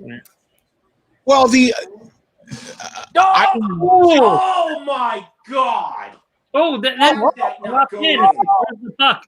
How did that not go in? Oh, it's bouncing all over. Nice hit by was that Barzell came over and hit him. Yeah, Barzell came over and put the hit on. I cannot believe that. Held on to it. Ooh, chance. Puck stopped there, 2:36.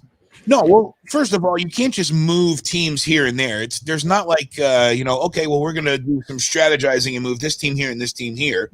Teams are all owned by individuals, and they decide where they want to go and whatnot. First of all. Second of all, I think the Vegas Golden Knights showed that Las Vegas is a big sports town. And showed that the city was in dire need of professional sports, and they built them a castle. And I mean, the Raiders are, I don't know, they have that fan base that is global, really. That kind of makes sense to think about moving a team like that into Vegas. When we get to normalcy, that stadium's going to sell out every game. Oh yeah. I lived in Vegas for a year, as you know, Brian. I don't know if you knew that. I lived in Vegas for a year. Yeah. And you know, that's exactly what the community wants is live sports and a team to root for. There's a lot of locals in Vegas. Right. So. Right. And I think it's a good move. Yeah, I think it's a good move just because, like I said, too, nobody knew until the Golden Knights were there. Now they know it works. Now they know they have like a fan base that's going to support a team and multiple teams. And like I think Darren was saying too, is like they've always wanted their own thing. They've always, I mean, and everybody was so worried about the gambling angle. I mean, shit, now you can go down to Capital One Arena where the Caps play. Gamble there. The old ticket windows are now gambling windows. Exactly. Absolutely. Absolutely. It's not that big of a deal, you know, so. What did Brother Burns say? Jacksonville used their home field advantage to beat the Colts. What was the home field advantage? That they had people in the stand. I know they had people in the stands. I saw the release from the Jacksonville had some Duval County Sheriff. Out of the 1 p.m. games, only Jacksonville had fans. Really? I didn't realize that. I also didn't realize that Phillip Rivers plays for Indy now. Yeah. Raiders should be in Oakland. Chargers should be in San Diego. And Washington should still be the Redskins, coming from a league that emphasizes safety. Well, I don't know very much about that, Bernie. I stay away from the NFL. Once the NFL and the NBA a couple years ago turned into ESPN's reality shows, I kind of got turned off by them. So I honestly don't know very much about football right now. Basketball, I know a little bit more about because I do watch the Magic a lot. We go to games fairly often when we could. Well, that's right there for you. Yeah. Are you saying that you don't want to know when LeBron James goes to the bathroom? I'm uninterested in LeBron James' bowel movements completely. Yeah. We got Walt. We got a Walt sighting. What's up, Walt? Good to see you, man. Hope things are doing good in the Pacific Northwest. Hey, Walt, the fires in Washington and Oregon and the West Coast, are you seeing any of that smoke and whatnot in the sky? I'm interested to know that. I wanted to ask you about that. That's a good question, yeah. I was thinking about, because you're right there, and I know that the whole West Coast is dealing with these fires. It's really heartbreaking to see. Like, it's no joking matter. It is heartbreaking. With that, the NFL teams and the puck's in there still. Go ahead, Tim. The NFL teams and soccer teams had to decide whether it was safe to play out there. And they did decide it was safe enough, even though conditions look like terrible. Exactly, Walt. The game now called traveling. Like, what happened to the rules? I feel like we played more strict rules on blacktop basketball growing up than they play in the NBA these days. Yeah, I really don't watch the NBA much anymore. It's like I'll watch the football game here and there if it's on. I'd rather watch college football, to be honest with you. So. Yeah, sometimes. College football fan bases annoy me more than the pro fan bases, though. Question for Darren. Really quick. Walt, let's bring you in for the third period because we're going to take a break at the end of this period, and then we'll bring you in for the third. Cool. Go ahead, man. What were you saying? Anders Lee being the captain has not really done much at all. Would you agree or disagree? Oh, I disagree. I would disagree with that. I mean, it just depends on what you're looking for from the captain. The captain is not necessarily going to be and I guess that goes to the conversation we were having about Matt Barzal, where he's not captain material. He's not the kind of guy you think will stand up and say, let's go, or stand up and tell the team to calm down or take control of the room. But Anders Lee is that guy. Absolutely that guy for the Islanders, big time. Anders Lee will do anything and everything for this team. There's nothing he won't do, and nothing he wouldn't sacrifice for this team. Yeah. And that's a captain. Yeah, I don't know a ton about Lee behind the scenes and all that stuff, but he's a good player. I've heard him once or twice on the radio on Sirius. I mean, the biggest thing is like the Islanders aren't here without Trotz. I mean, that's the bottom line. I mean, you can have anybody as captain, but I mean, Anders Lee is beloved on the island. Beloved. I'm beloved by every man, woman, and child in San Diego. 1 minute left here in the second period. Awesome, Walt. We'll come on. I want to talk to you about those things. I have a hard time watching NFL since rules code just different. Yeah, I don't know. I don't know. Same for me with. I don't know. I don't like ESPN in general that much. Like I want ESPN to stay away from hockey. I don't even watch ESPN. I haven't watched ESPN in years. That doesn't bother me. I like watching the sports. I watch the games. I don't have to watch ESPN. So that's what's great about it is that we can just watch the games now. We don't have to go and consume the whole thing. But like that kind of goes like we were talking about. You know, as we go through different stages of our lives and things of importance come into our lives, like, you know, you have a home, you have a family. You don't have time to sit in front of ESPN and watch every single highlight from baseball last night and every single highlight from every single thing that happened and consume every single part of it. And there's those that do. I mean, think about what it was like for those 4 months with no sports at all. It was really hard for a lot of us. I mean, it was hard for me not having hockey or not really having anything to watch. We consume a lot of sports. Yeah. You know, that was the worst back in the late 90s when you had to sit through Sports Center and, you know, you just wanted the Mets highlights, but yeah, you knew that they were always going to be like at the end, right? You know, and you had to sit through every highlight to get to your team's highlight. And maybe it was a 20-second package that was mixed in with 5 other games. Right. You saw the highlight of the home run from the game. At least you got coverage of more than basketball, so it's all right, you know. And if you missed it, you'd have to wait for the next loop to come around. Next loop. Right, the next hour. But you know that it's the same. Like, okay, they ran it at 8:53 now. It'll be on at 9:53. Yeah. I have to be watching by 8:50, like 1, and I'll catch it. Yeah. All right. Exactly. The Nats highlights in the 90s were great, but they were called the Expos, so it's all right. So I couldn't even see those. Crap. 7.9 seconds. I wonder. Buck scored already. That's really going. I am interested in Tom Brady. Tom Brady 2-yard rushing touchdown. What? No, he's not throwing the ball. He's running the ball at 43. Tom Brady 2-yard touchdown run. Oh my God, that's awesome. Did you see Aaron Rodgers, his 16th year, old man Aaron Rodgers? No, what happened? Did they win? 4 touchdowns, like almost 500 yards. I mean, he's old. That dude's amazing. Wow. What an exciting last kind of half an hour in sports. Are you going home, Darren? It's 4 o'clock. What kind of commute? 20 minutes, 3 minutes. 3 minutes home. Oh, it's 5. So 20-minute intermission takes us to 4:08. I don't know. I think I might stay. I don't know. All right. I think I'm going to stay. Well, nonetheless, we're going to take a break for the intermission. Yeah, one way or the other. I'll be here for the third.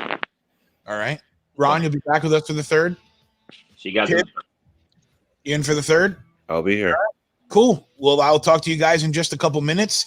Facebook, Instagram, and Twitter. It's at HockeyNowNet. You know that.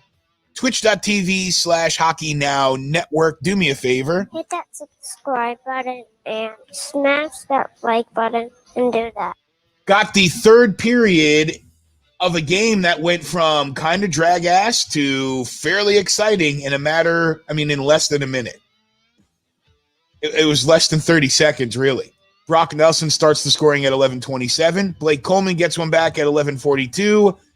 And then 8 seconds later, Andre Palat gets one at 11:54. 2-1 Lightning.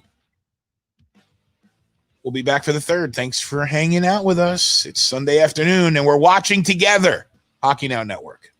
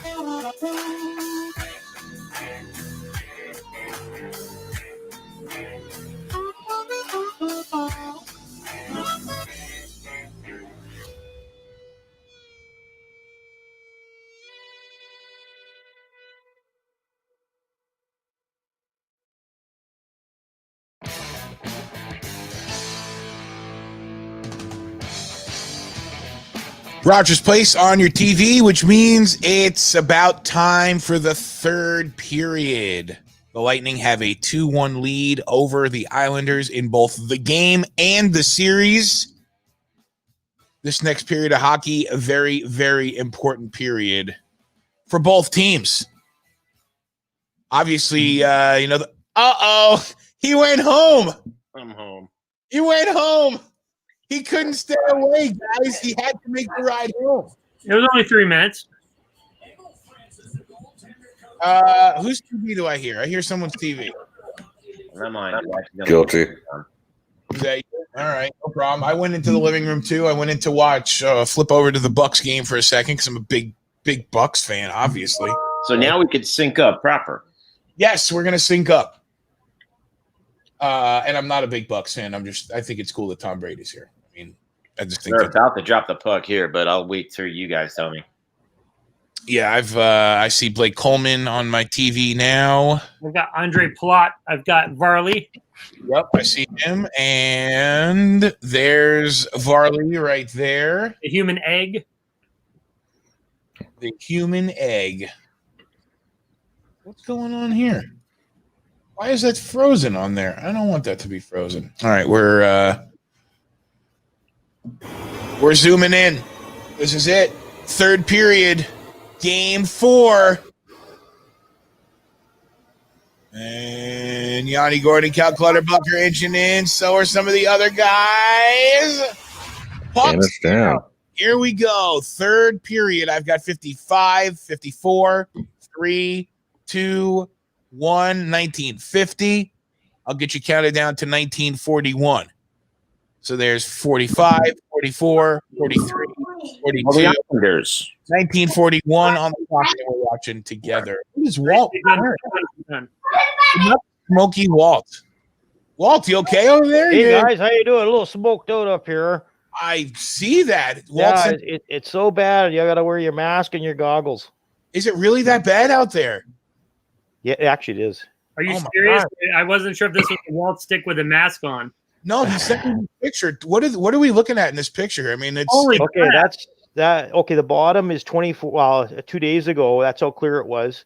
That's this morning on the top. Man, I know you're watching the game. This is nuts, dude.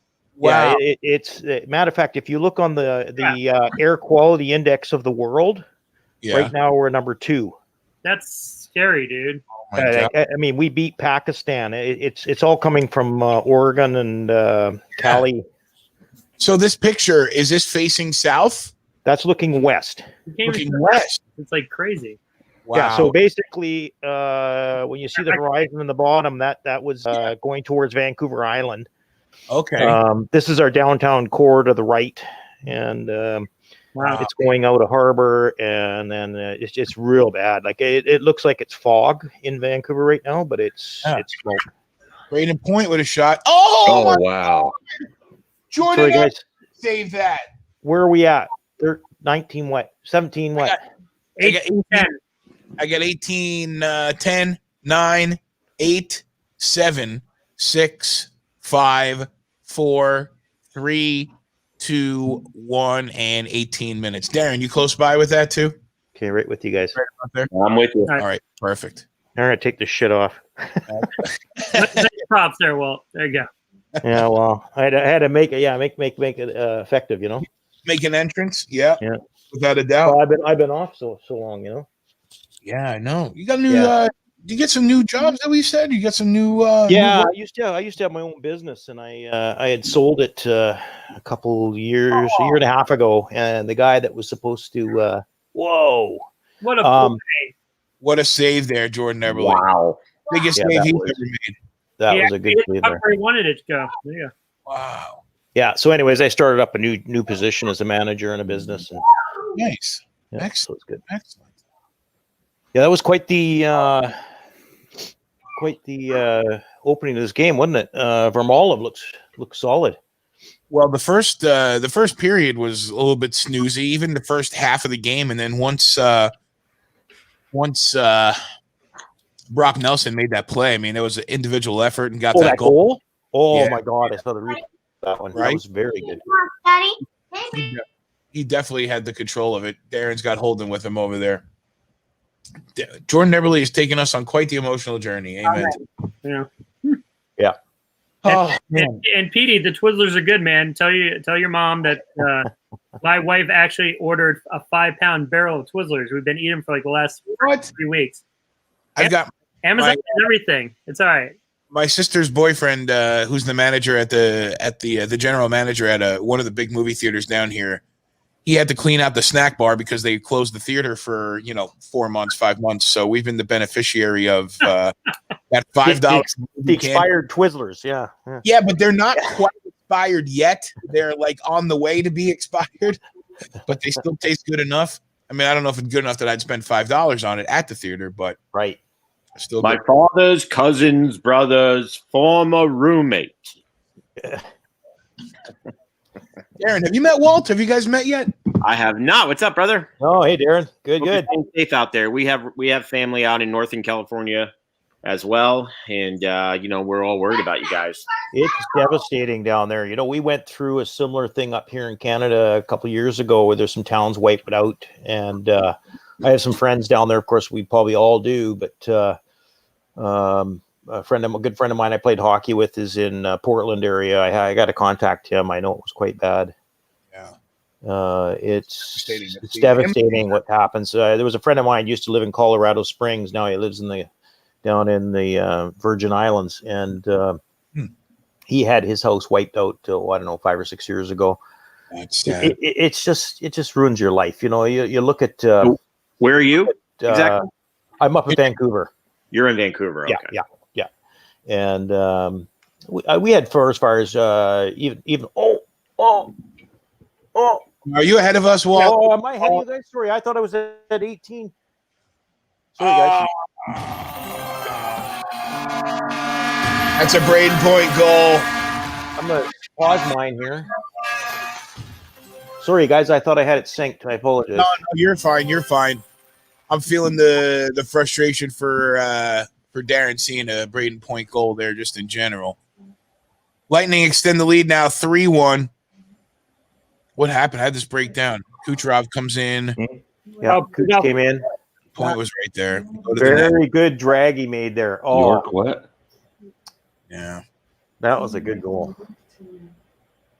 Oh, I don't care. The patience on that from Palat. Yeah. I'll tell you what, man. I was kind of worried about it in the second period. I know I've been critical of Kucherov and his personality and everything, but I don't know if he's the kind of guy you want to go after in an aggressive way, because he'll come back and he won't raise his fist. He'll get out there and play motivated hockey, and that's. Well, he looked very good in the replays. I only tuned in just towards the end of the second there, and I was watching Kelly Rudy talking about him in the last intermission, and he made some very good points on how Kucherov was dialed right in. Unfortunately, that last one there, he was outplayed there by. Let me get synced up with you all just to make sure you're with us. I have 15, 50, 49, 48, 7, right 6, on. 5. Okay, cool. Yeah, I delayed mine. Yeah, okay. Awesome. 42. Yeah, he's you see some of these goalies and how hot they are. Even I'll go back to being the homer here a bit, but even on the Canucks, Demko came in and pushed it to Game 7. Like, he pushed it to Game 7.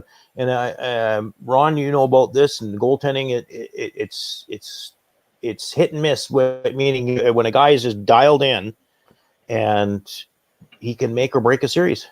Yeah. That's why I wonder tomorrow night if Vegas goes to Flower just to shake it up a little bit, Yeah, Leonard's done well. It's just he has. They're just being outscored by a goal. Well, and the rules, we've seen this game. The rules change. I mean, the playoffs. I mean, you'd like to see it officiate all the same way, but you're not going to get 7 power plays aside each way, and sure, a lot more hook, hold, pull, push, crap that doesn't get called, and it's playoff hockey, and it's infuriated all of us on this feed many a time. So yes, absolutely. I was watching a little bit last night out by the barbecue and that, and I was just about to pipe in and say, "Oh my God, look at this officiating sucks," and the next thing that went the other way, and I was like, "Oh, all right." Yeah.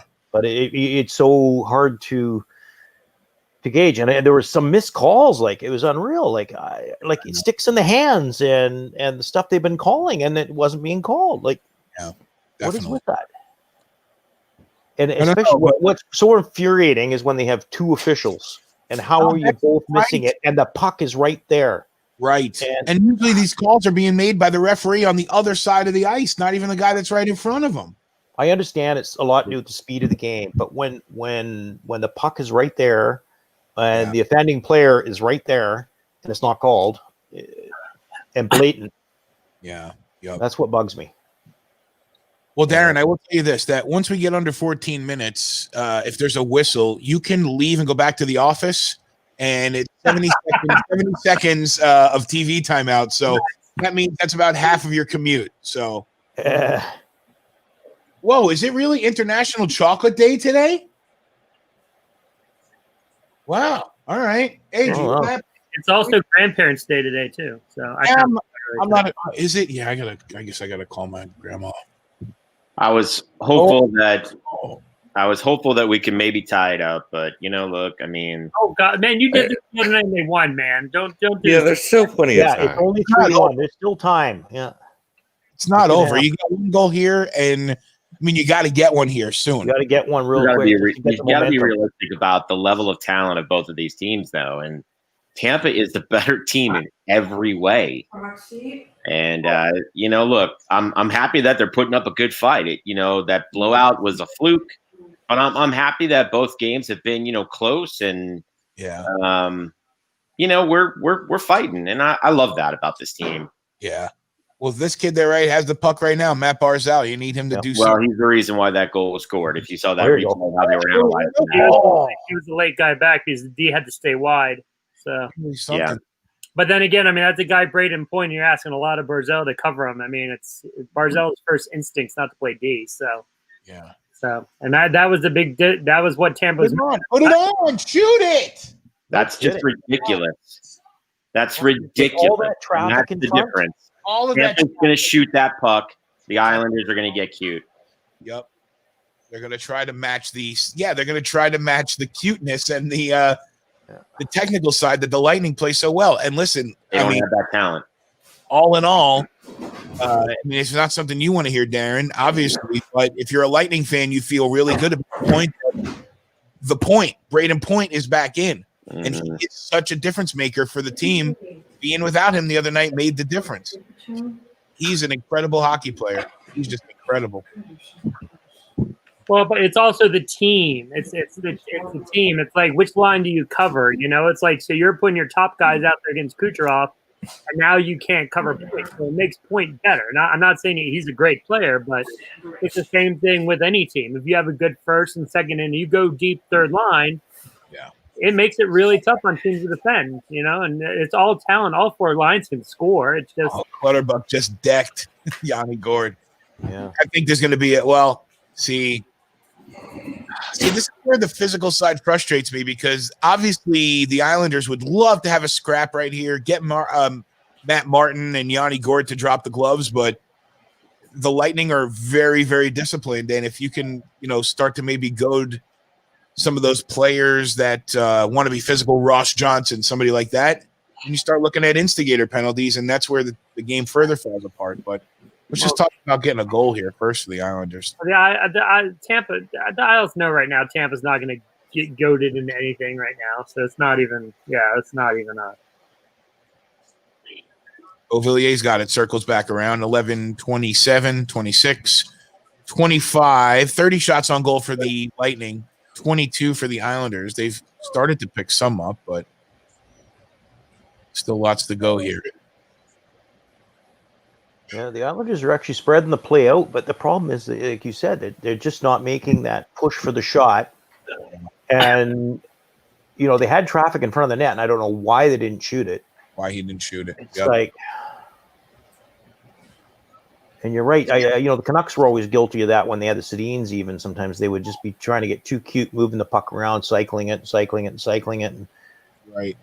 From the point, it's a hard thing too. Everybody says they should shoot all the time, and I agree. I mean, I'm guilty of saying, "Come on, shoot the puck," but It's such a shot blocking game, and if you're a Ranger fan, you should know that. I mean, God. But you know what though? I get it. That's fine. But if you're gonna just not shoot the puck because there's a guy, you have to shoot the puck if there's a guy in front of you. You have to make him second guess. You have to make him second guess putting his leg down for the next shot. That's right. It doesn't even have to be a slap shot. Guys, I agree, but shot blocking is like an art now. I mean, it's like it is. Yeah, I agree. I got it. Trust me, I'm all for it. And I said I want the shot too, but I mean, some teams that's what they do, man. You watch Columbus beat Tampa last year; they blocked the crap out of the puck, man. Yeah. The Rangers in the Cap series back in the day, they blocked the crap out of the puck, man. I mean, and Lundqvist is good enough; he don't need the help, but he got a lot of it, you know. Yeah, but I mean, that was, I mean, yeah, exactly. But you still have to shoot the puck. You still have to make an effort to get the puck to the net. That's the bottom line. You know, you can blame shot blocking or any other things, but you still got to make an effort to get the puck to the net. No, I got you. Goals don't get scored at the blue line. I mean, we all know about shot blocking. We all know about the lane being blocked. But listen, make a shot, shoot the puck with the intention to not get it to the net, but just ricochet it off of a pad. Or, I mean, dude, how many times have we seen they're tipped in on the way in off of a leg or off of a skate or a stick or any other of the body parts? It's, especially you're not talking about now Victor Hedman, that's a different story. But if you're Andy Green or you're Adam Pelech or Ryan Pulock, nobody's looking at you for your skill set. You just need to get the puck to the net. You got to find a way to get it in there. And there, as you know, there are some guys that's all they might be your fourth liners, and that's what they're doing. There you are, right, just blocking shots. I think some of the guys you just listed off there, Brian, on the blue line, they're concerned if they do get their shot blocked, it's going the other way, and they're going to catch the guy coming out. So right, yeah, absolutely. I'm not trying to with you guys. I'm with you guys on shooting it. I got it. But one of our PK guys on Vancouver, Mott, is very good at that. You don't know how many shorthanded goals he's got, and I don't have to look up the stat. But you said that nice, Mott.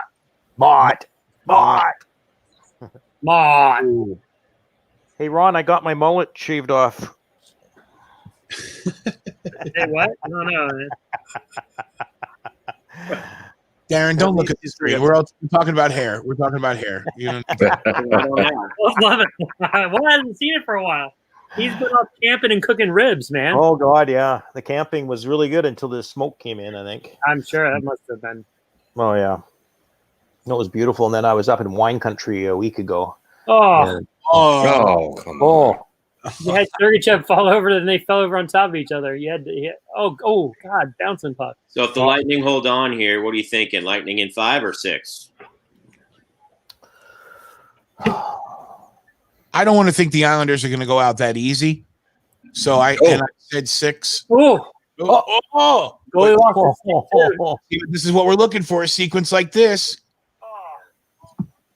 Well, let's see here. 101 mile per hour shot just now from Pulock. See, that's what I'm talking about. You tee up a couple 101 mile per hour shots.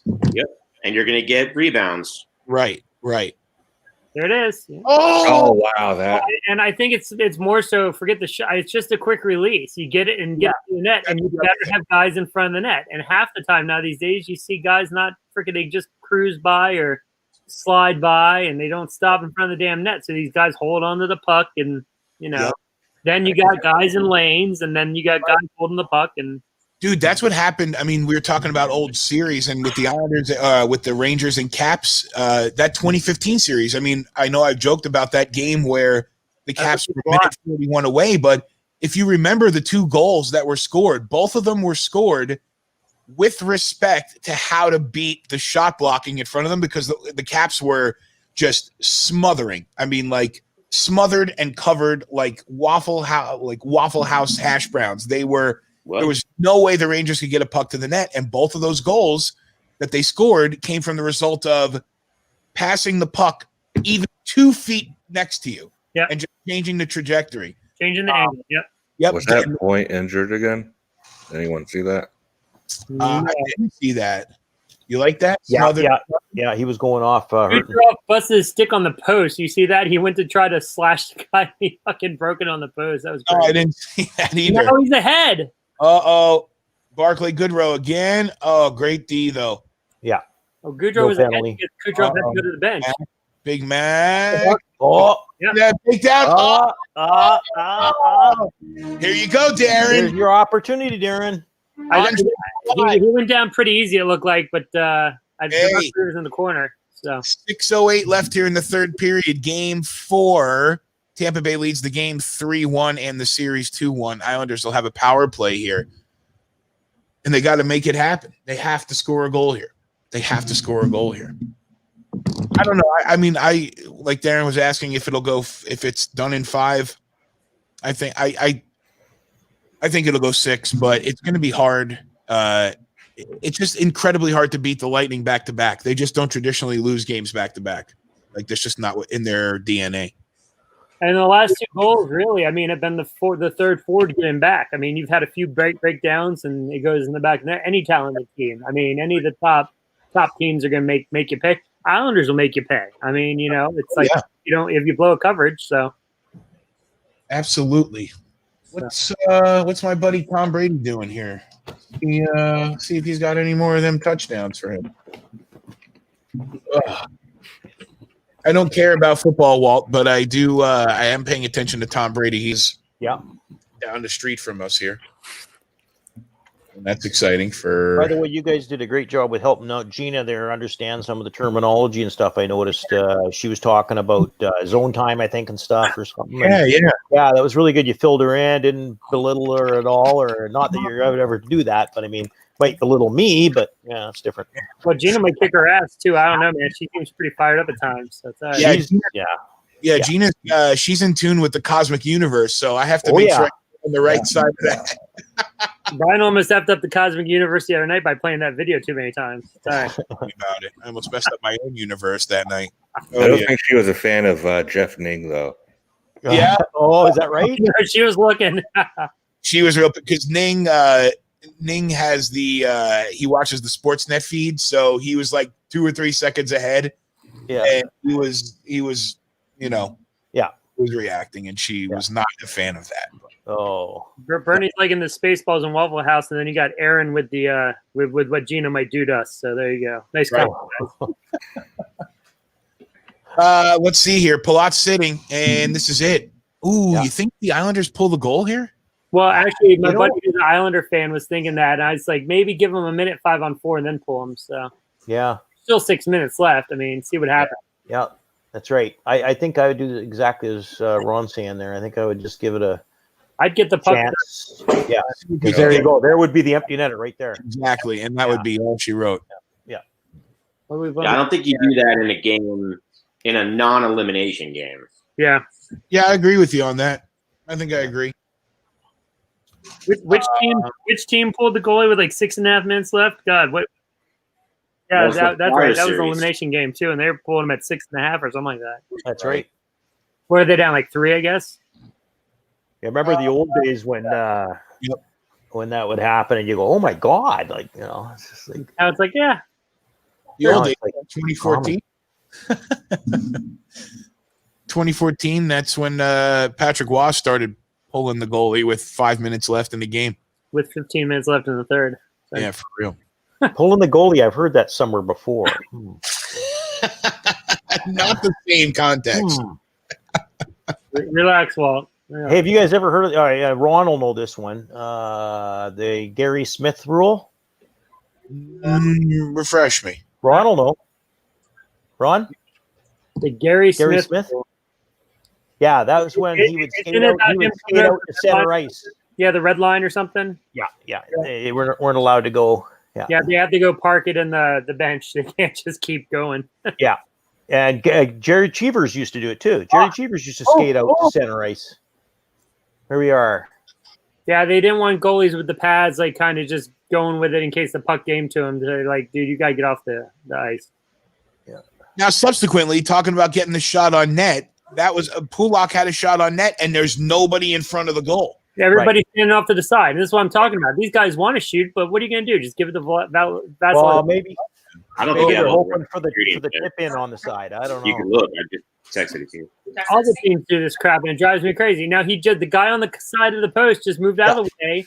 He's expected to be there, and then he shoots in the Coles. And there's no traffic there. Yeah, no traffic, and now the Lightning back the other way. Palat. And then you get your shot penalties over. You have the chance to set up. I mean, it's what we just talked about. That's coaching. And it's not coaching. These guys know what the hell to do, man. It's do but it. But this is where you do your timeout and you do a set plays. That's the thing. My wife is going to make chocolate chip cookies to make me feel better. What's that? My wife is going to make chocolate chip cookies to put me in a better mood. It's time for those to be celebratory chocolate chip cookies, okay? Or overtime cookies, okay? Tell her to go to the convenience store and get some more Twizzlers too. Do you think, Walt, that Vegas goes to Flower tomorrow night?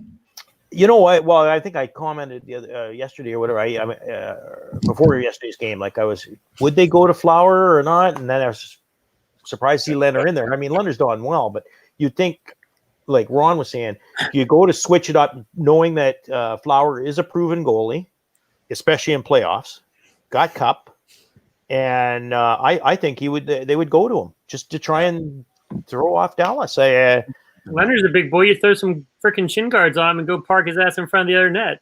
There goes Varley. Varley to the net. Was that a penalty there, Shaq? No, nothing. Nope. Shaq took a player down there, though.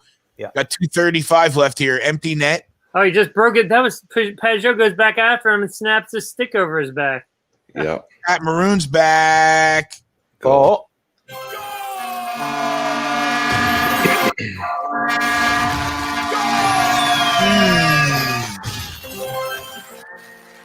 No penalty for the slash there. Ron, you're exactly right. You know, how many times have I seen that in the playoffs this year? Guys have broken sticks over another guy, and it's not been called. I don't care about the call there.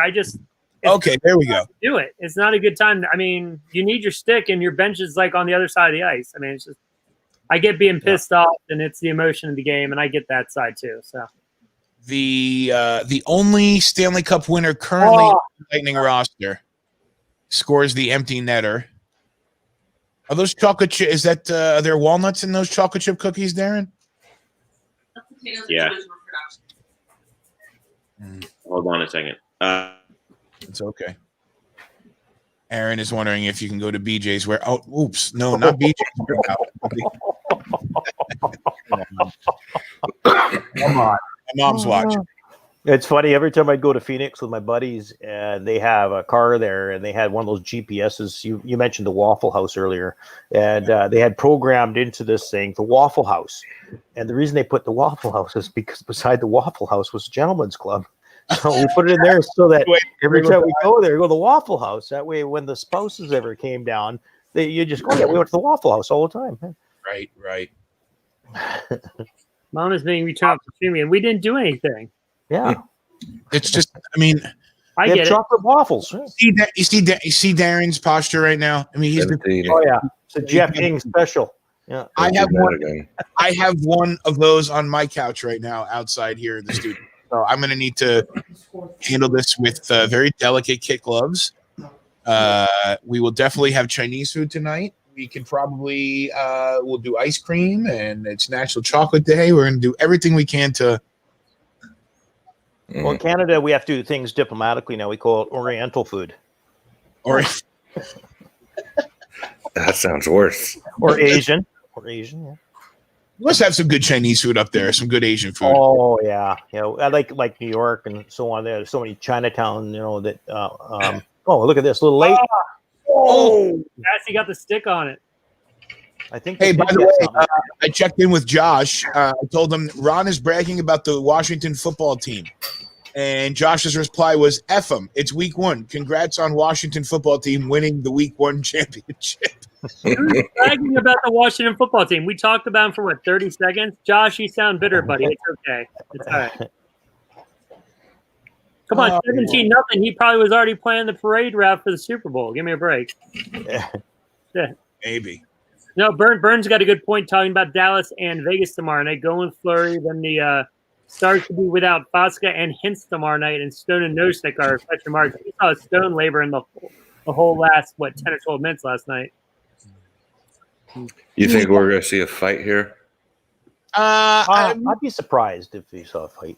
Yeah, I didn't probably see anything, but at the same time, I see Matt Martin out there. So if something is afoot, then the right players are out there for it. But you got to have the right dance partners too. And I don't see Tyler Johnson going against Matt Martin. So yeah, they're hitting. They're hitting. Yeah, Pat Maroon's out there too. Pat Maroon's looking around too, making sure no one's acting a fool. See, I don't understand why you changed the roster from a game that you just won. I don't get that. Well, why not go in with the exact same roster of the game that you won? Well, who's the difference? Michael Dal Cole? You think Michael Dal Cole would have had a difference in this game? I don't know, but why change it up from a win? I mean, I understand. I get you. Hold on, let me see something because I got the last game's roster on there and also. So Dobson, Punako, Ladd, Oivua, Dal Cole, and I think they put Ross Johnson in because they wanted to add some size. And that's the only difference in the roster tonight. And that's really the only one that I see. Am I missing something? Aaron, am I missing something on here? I don't know. I don't think so. I think you really miss Casey Cizikas a lot. I think that injury is big. I agree. You know, because JG, Darren, did you phase up? You're good. I think they added. How mad you are? Yeah, Holden, how you feeling, dude? Tell him how mad you are. Captain America. Yeah. That was good. He left the building. He slammed the door. That's a kid that understands comedic timing. Oh my God, that's great. That was great, Aaron. He gave a quick look too. I like that. That was Brian. Brian, you better have a snapshot of that one. That was good. Aaron, if you're able to get me some screenshots of that would be. Oh awesome. yeah. So what do you? You don't have the Giants tonight though, do you, Darren? Is that tomorrow night? Tomorrow night. Dallas. I honestly do not care about football until hockey's over. I get you. Wow, what a moment to jump on. Yeah, Robbie, where you been? You've been hanging out. You've been watching the Washington football team. Yeah, you got it. Yeah. That's just weird to me.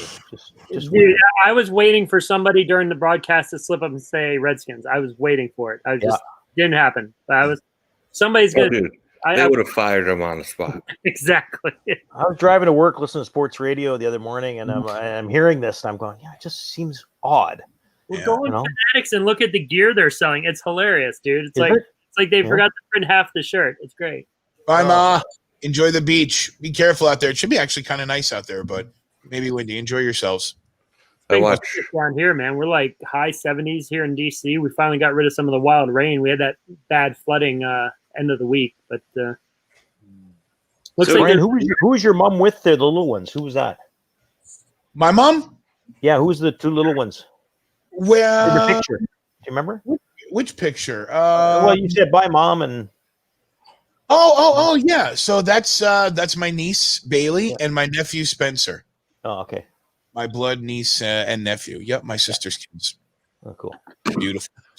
Spencer's already zooming around the house on his getting his legs going. He's going to be a power skater. We're going to get him on the ice for sure.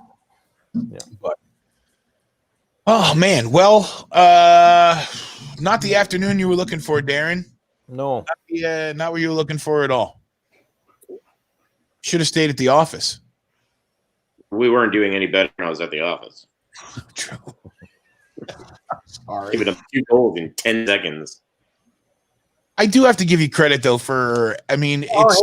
Hey Brian, sorry. Check out they're stripping the boards. They're scraping the boards off the dasher boards. Yep. They do that I don't know if they do that at your guys' rinks, but I know the Lightning have an ice crew. They'll go out there even in an intermission and switch out a clipped, like a shredded up dasher board. It's funny because it's a complete opposite from like the ECHL where Tim, you've been to ECHL games. By the last game of the season, the ads are all like barely hanging on. Yeah. All shredded up. Like the ads right in front of the benches.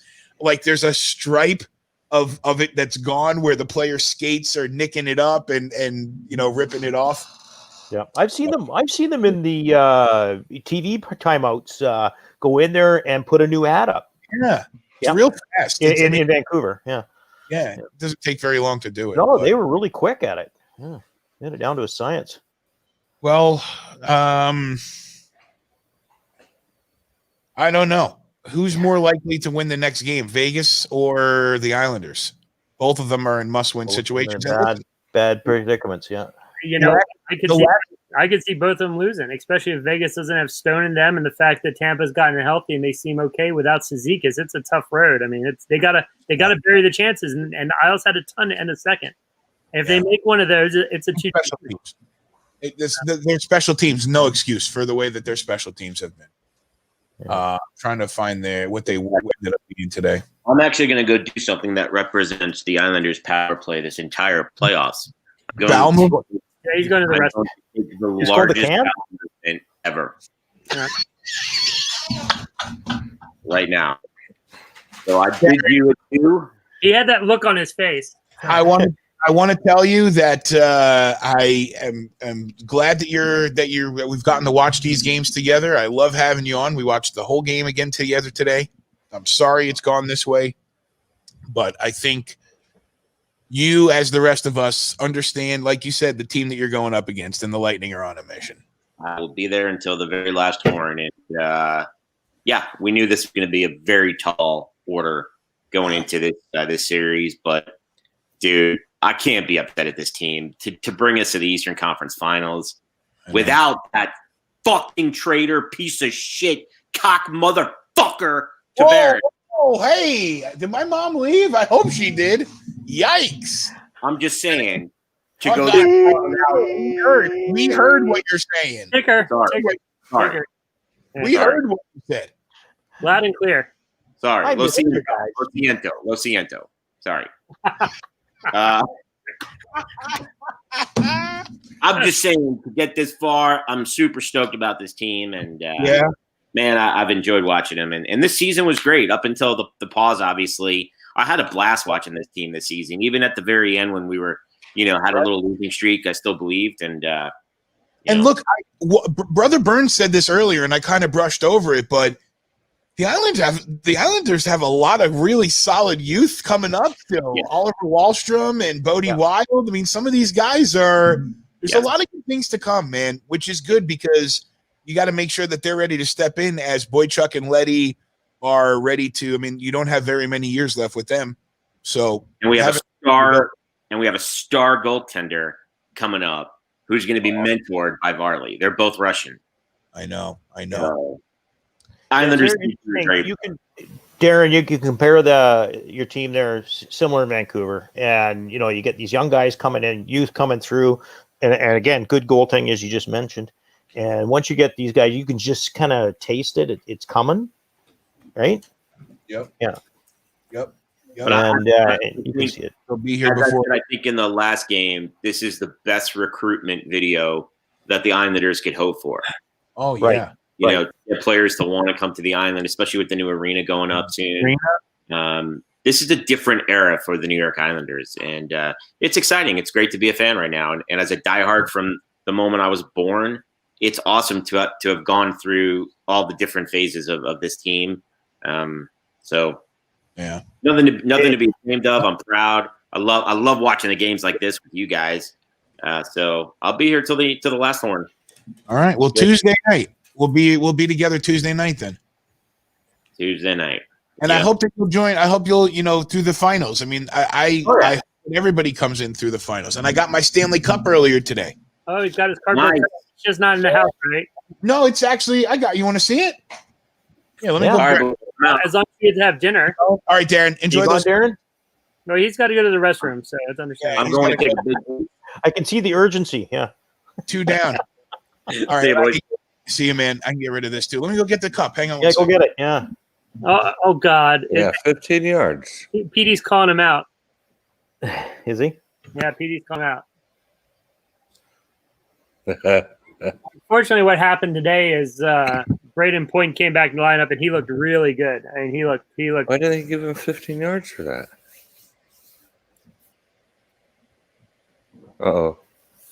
He landed see on it. his head.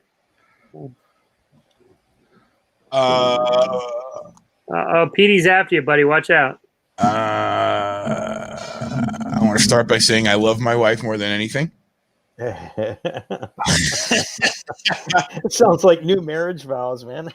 I walked out into the living room / dining room, and I looked at her and I say, "Love you, babe," and she says, "You brought the cup in the house," and then she flipped me off. So I am taking blame for today's loss for the Islanders. But as you see, the cup is in the house. You know, you may as well just keep that up in the background. That looks great. I might do that. I like it. Just slide it over a little bit on the side there, so you have your. It looks good there. I think you should keep that up there. I think I should. It looks good. It's I'll get it set up for next time. Yeah, it's appropriate. It's a Coors Light advertisement from a there you go. Yeah, so it's a Coors Light advertisement that my buddy Simon, the DJ for the Lightning, who is a you what happened there? You sleep with Ron. Alexa, turn the ring light on. Come on, I didn't mean to. Oh man, this is going to be the longest night of our marriage yet. Not for a good reason. Come on, where's my phone? Come on, Alexa, you can't hear me? Not on to me. The night the power went out. I'm in trouble. I'm in big trouble. See, is there a storm coming through down there or what? What's going on? It's sliding west of Tampa, right? Yeah, was it Miami was getting hit? Was it right? Yeah, they got hit pretty hardly. It came across the south part of the state, and now it's into the Gulf, and it's growing, and it's going to end up being wow, the cup does look good right there over my shoulder. Yeah. Doesn't mess with the green screen either. It doesn't. No, it fits right in, yeah. But yeah, the storm's going into the Gulf, and it looks like it's going to spell trouble for Louisiana again, which is horrible. But there's like 7 tropical systems out there right now. Wow. Hold on. Did Elise say something? Did you say anything? No, Petey's gone. Petey's done tweeting. So my dad, that's what happened. My dad ruined everything. No, my dad will be eating Petey. Come on. Petey's going to cook right now. That's what he's doing. Petey. Come on. For someone that is incredible. She's wrong. She's right. Oh, I'm such an ass. I'm taking it down. I love you guys. I gotta take it down. Yeah. Marriage first. I gotta put it. I'm not gonna put it back in the car because I don't want it to get warped in the sun. But hey, Brent, the question is, do you have anything else Stanley Cup in your house? The Rangers did win the Stanley Cup during your lifetime. Do you have anything else Stanley Cup? Only the little banner. I only have the small banner, but that works. The banner's there. I mean, it's in the house. The Stanley Cup, the presence of it is already in the house. So, listen. The cup itself, I am very. She did. What were you going to say, Tim? You need to hide it so it doesn't disappear. Yeah, it might be gone tonight anyway. You might put it back in the car. She might give you sneak a sleeping pill or something into your coffee tonight, and then it'll disappear. Yeah. Aaron, I will. Let me see. I got the clip there. All right, I'll pull the clip for tomorrow. All I can say is, you ever watched NBC Dateline? I didn't warp an entire series. Yeah, oh my God, I'm the next subject of Dateline on. Well, but the first 2 games, the cup wasn't in a. I mean, I don't know. It's hard to say. I mean, Braden Point is what happened in the series. So here's what, but just right here, she's got me. She knows me better than anybody on the planet. That's a good point. And I am extremely superstitious. Like, remember I told you when we had the cup down here during the ECHL All-Star game, everyone was all excited. Hey, we can, staff is going to get some time to go see the cup before everybody else. I was like, when it was at the saloon. Yes, at Cheyenne Saloon. And everyone, and I'm like, oh, that's awesome. You guys have a good time. Oh, Brian, you're not going to come see it? No, I'm not going to go see the Stanley Cup again until the Rangers win the Stanley Cup again, or for the Islanders with Elise. Yeah, but You're not. I wasn't gonna go see it. I wasn't gonna go nowhere near it. I didn't want any part. She's right. I am superstitious, and I might be the one responsible for the Islanders' loss today. But you're not saying, "Oh, look at what the Islanders are about to win," or look at what the Rangers are about to win. You just as a prop. I know. Cardboard. I know, but it's. And there's a fight. And hey, Brian, in March of 2018, I used to talk to my goalpost once in a time. I played goalie. I'm weird. I put my skates on the same way. Ask Walt. We're not. We're not insane, okay? I mean, I put my damn skates on the same way. My leg pads the same way. I tied the same damn straps and buckles the same way every time.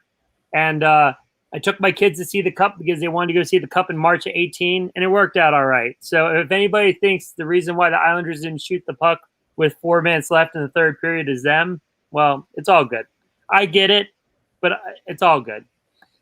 I used to not shave my beard. Well, shit, I shaved every day I went to work in 2018, and it worked out pretty good. So it's all right. So, yeah, I'm just saying it's all right. So I'm a bad husband right now, is what I am. No, in this situation, yes, yeah. In the Splover household, it hasn't worked out too well, yes. So, thank you, Bern. Thank you, Bern. Appreciate it. Thank you, Bern. Brian's feeling shame.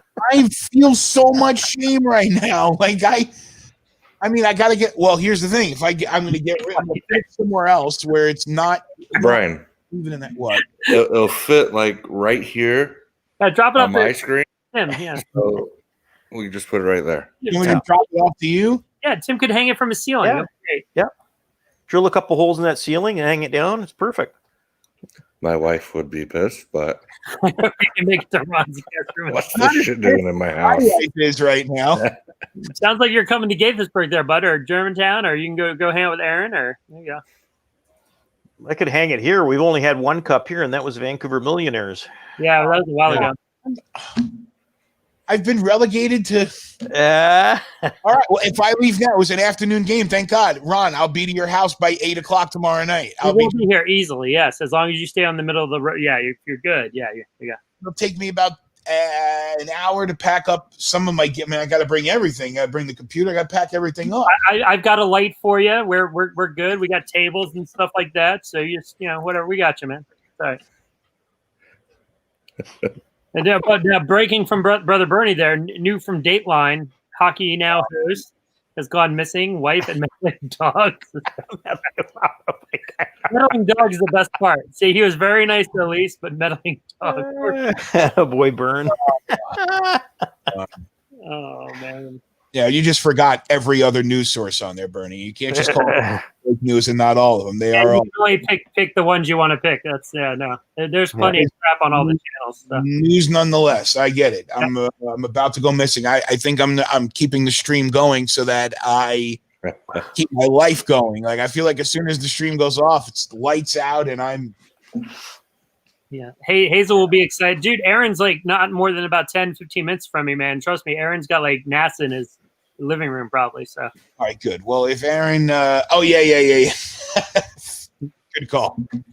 Good call. As long as it's not Chris Hansen. I didn't do anything that deems him being around, but yeah. Aaron will be able to set you up in a professional studio. Who knows? Sorry. Fine. Guys, wish me luck. That's all I can really do right now. I think we all should hey Tim. So let's think our watches. It's 6:00 Eastern time, so it's 3:00 Pacific. Yeah. Vern should check on Brian at 7. Tim, you've got 8. I'll take 9, and Walt, you're the late guy. You got 10. Yeah. Check on Brian. Check on him. Status, please. Yeah. Hey Brian, if it's you or the cup, let go of the cup. I mean, I'm going to let go of the cup, but I don't want. At least there's no tall buildings or bridges by where you live. Amen. Well, I totally agree with bringing the cup. You don't want it to warp. I mean, I get that. Maybe bring it on the feed. We were fine until you brought it on the stream. So maybe that was the coup de grace. No, when I walked out into the living room, she's like, "You brought the." Before I even came back here, she's like, "You brought the cup in here," not asking me. You brought the cup in here? No, it was. Wait. Go ahead. Did you ask her if it was okay to bring it before you brought it? No. Oh well, then yeah, you're in shit's there you creek, go. dude. Yeah. I'm in Sorry. Well, we were talking about last night. You were going to sneak it in, and you know what? Maybe the reason why she knew you're going to the Cup, maybe she was watching the stream, and you said, "Hey, let me go get the Cup. This would be a great idea." And yeah, we got to piece it together for Dateline. It's okay. Kelly, is it raining out by you guys? Is it raining outside? No, it's just wet. It's just wet. It's wet. Past tense rain. Aaron, we love Schitt's Creek. I love that. Oh, show. isn't that a great show? Oh yeah. It's gonna be Brian's Just house continue. I think it's stopped now. I think it's done. Yeah, it's over. 5 seasons.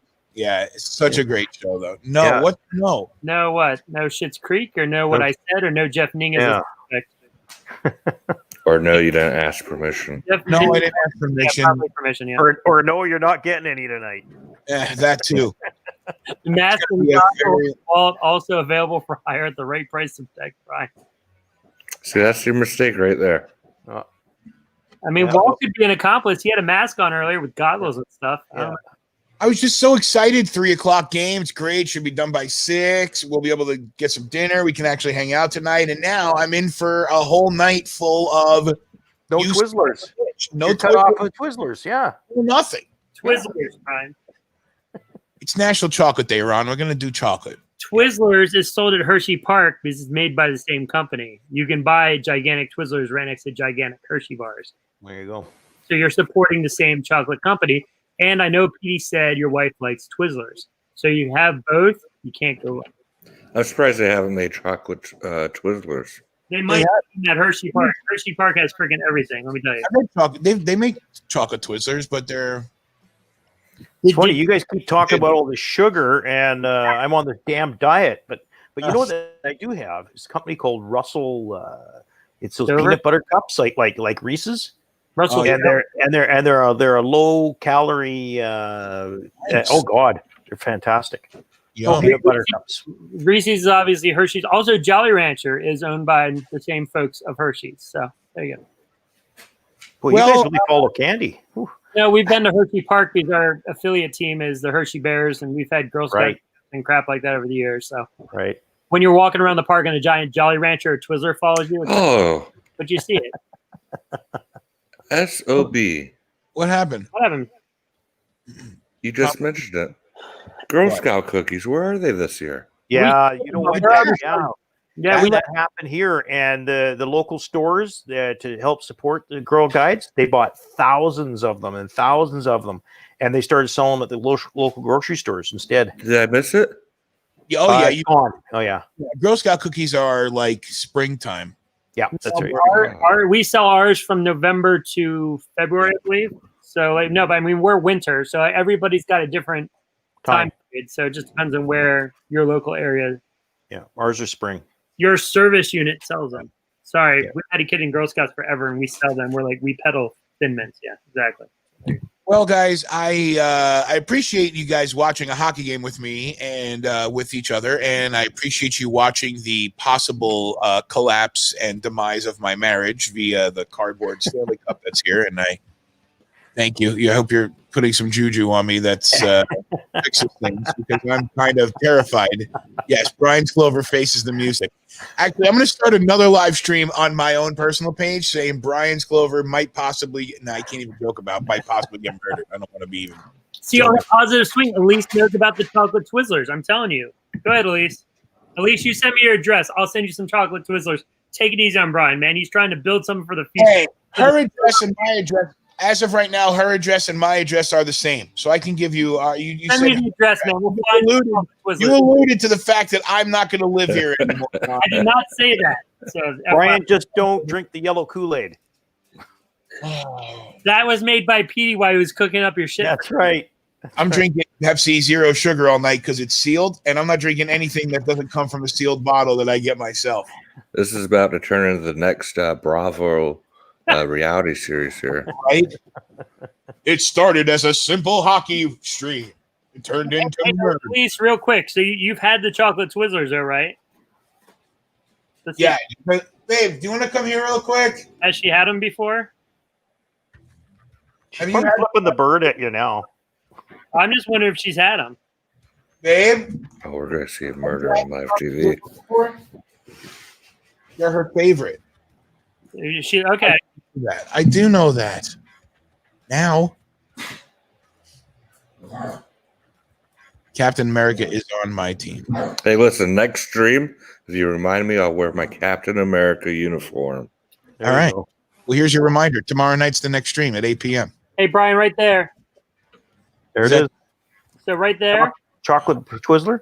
You can have 12-ounce, 6-pack, 12-ounce between 4 a.m. and 8 a.m. overnight right there to the house.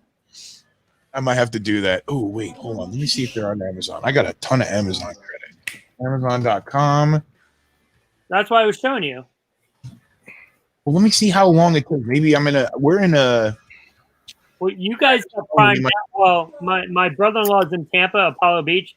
He's got Prime now, which is really nice if you need something really quick. Yeah, we do too. Oh, see, I can get it by 8 a.m. tomorrow. There you go. There you go. Yeah, I got to spend $90 on shipping. No. Free one.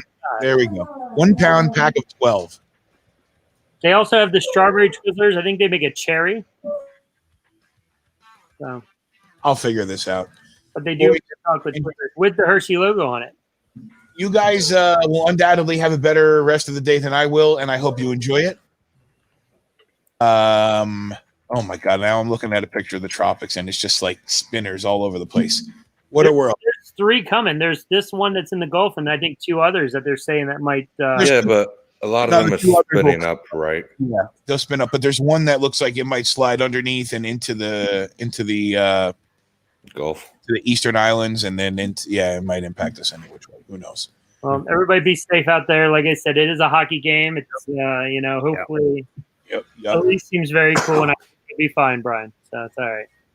Between Brian, Elise, Ning, Darren in his 7.8 seconds, and the deranged mutant dog in the Sklover house, got 4 episodes already. Oh my God! Oh my gosh! We're not even talking about the 5 overtime is not even in there. I mean, the red envelope. So still talking French. I mean, there's so much. All right, boys. Well, I will talk to you before long. Yeah, Take come care. on. Yeah, Walt, stop by again soon, all right? Yeah, I'll be so that'll come on at 5 for 8 p.m. for you guys, right? 8 is 5 you, Yeah, 5 for me. I'll probably get in about third period. Yeah. Cool. Sweet. Jump in with us if you will. Okay. Hey, be careful out there with the smoke. I know it's got to be it's very heavy. It makes your throat very awful. Bet. Thick. Yeah.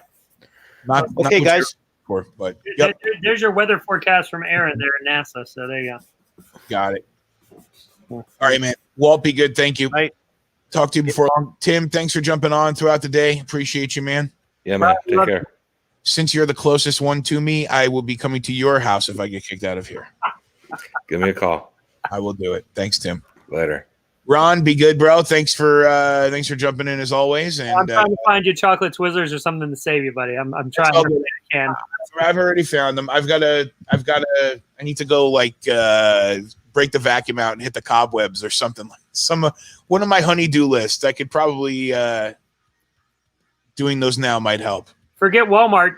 Try Target tonight. Try Publix. I mean, somebody's got to have them. Wish me luck. Man, Godspeed, my friend. Godspeed. Thank you, sir. I'll talk to you tomorrow, Ron. Yep. And I appreciate you wherever you're watching with us. We watched together Game 4. The Lightning now have a 3-1 lead over the Islanders, but Game 5 will be Tuesday night, and the Islanders will look to keep themselves alive. I wanted to point out, didn't get a chance to, that in the last round we had 5 teams that were up 3-1, and only one of them was able to wrap up their series. So I don't necessarily see I don't see it a definite win for the Lightning. I think the Islanders have a chance to come back and make the series interesting again. I should just stop right there before I say the Lightning were the one team that were able to wrap up their series when they were up 3-1. As a professional broadcaster, I say that. As a husband, I should not have said that. Vegas and Dallas tomorrow night. We'll see you there watching together. Have a good one.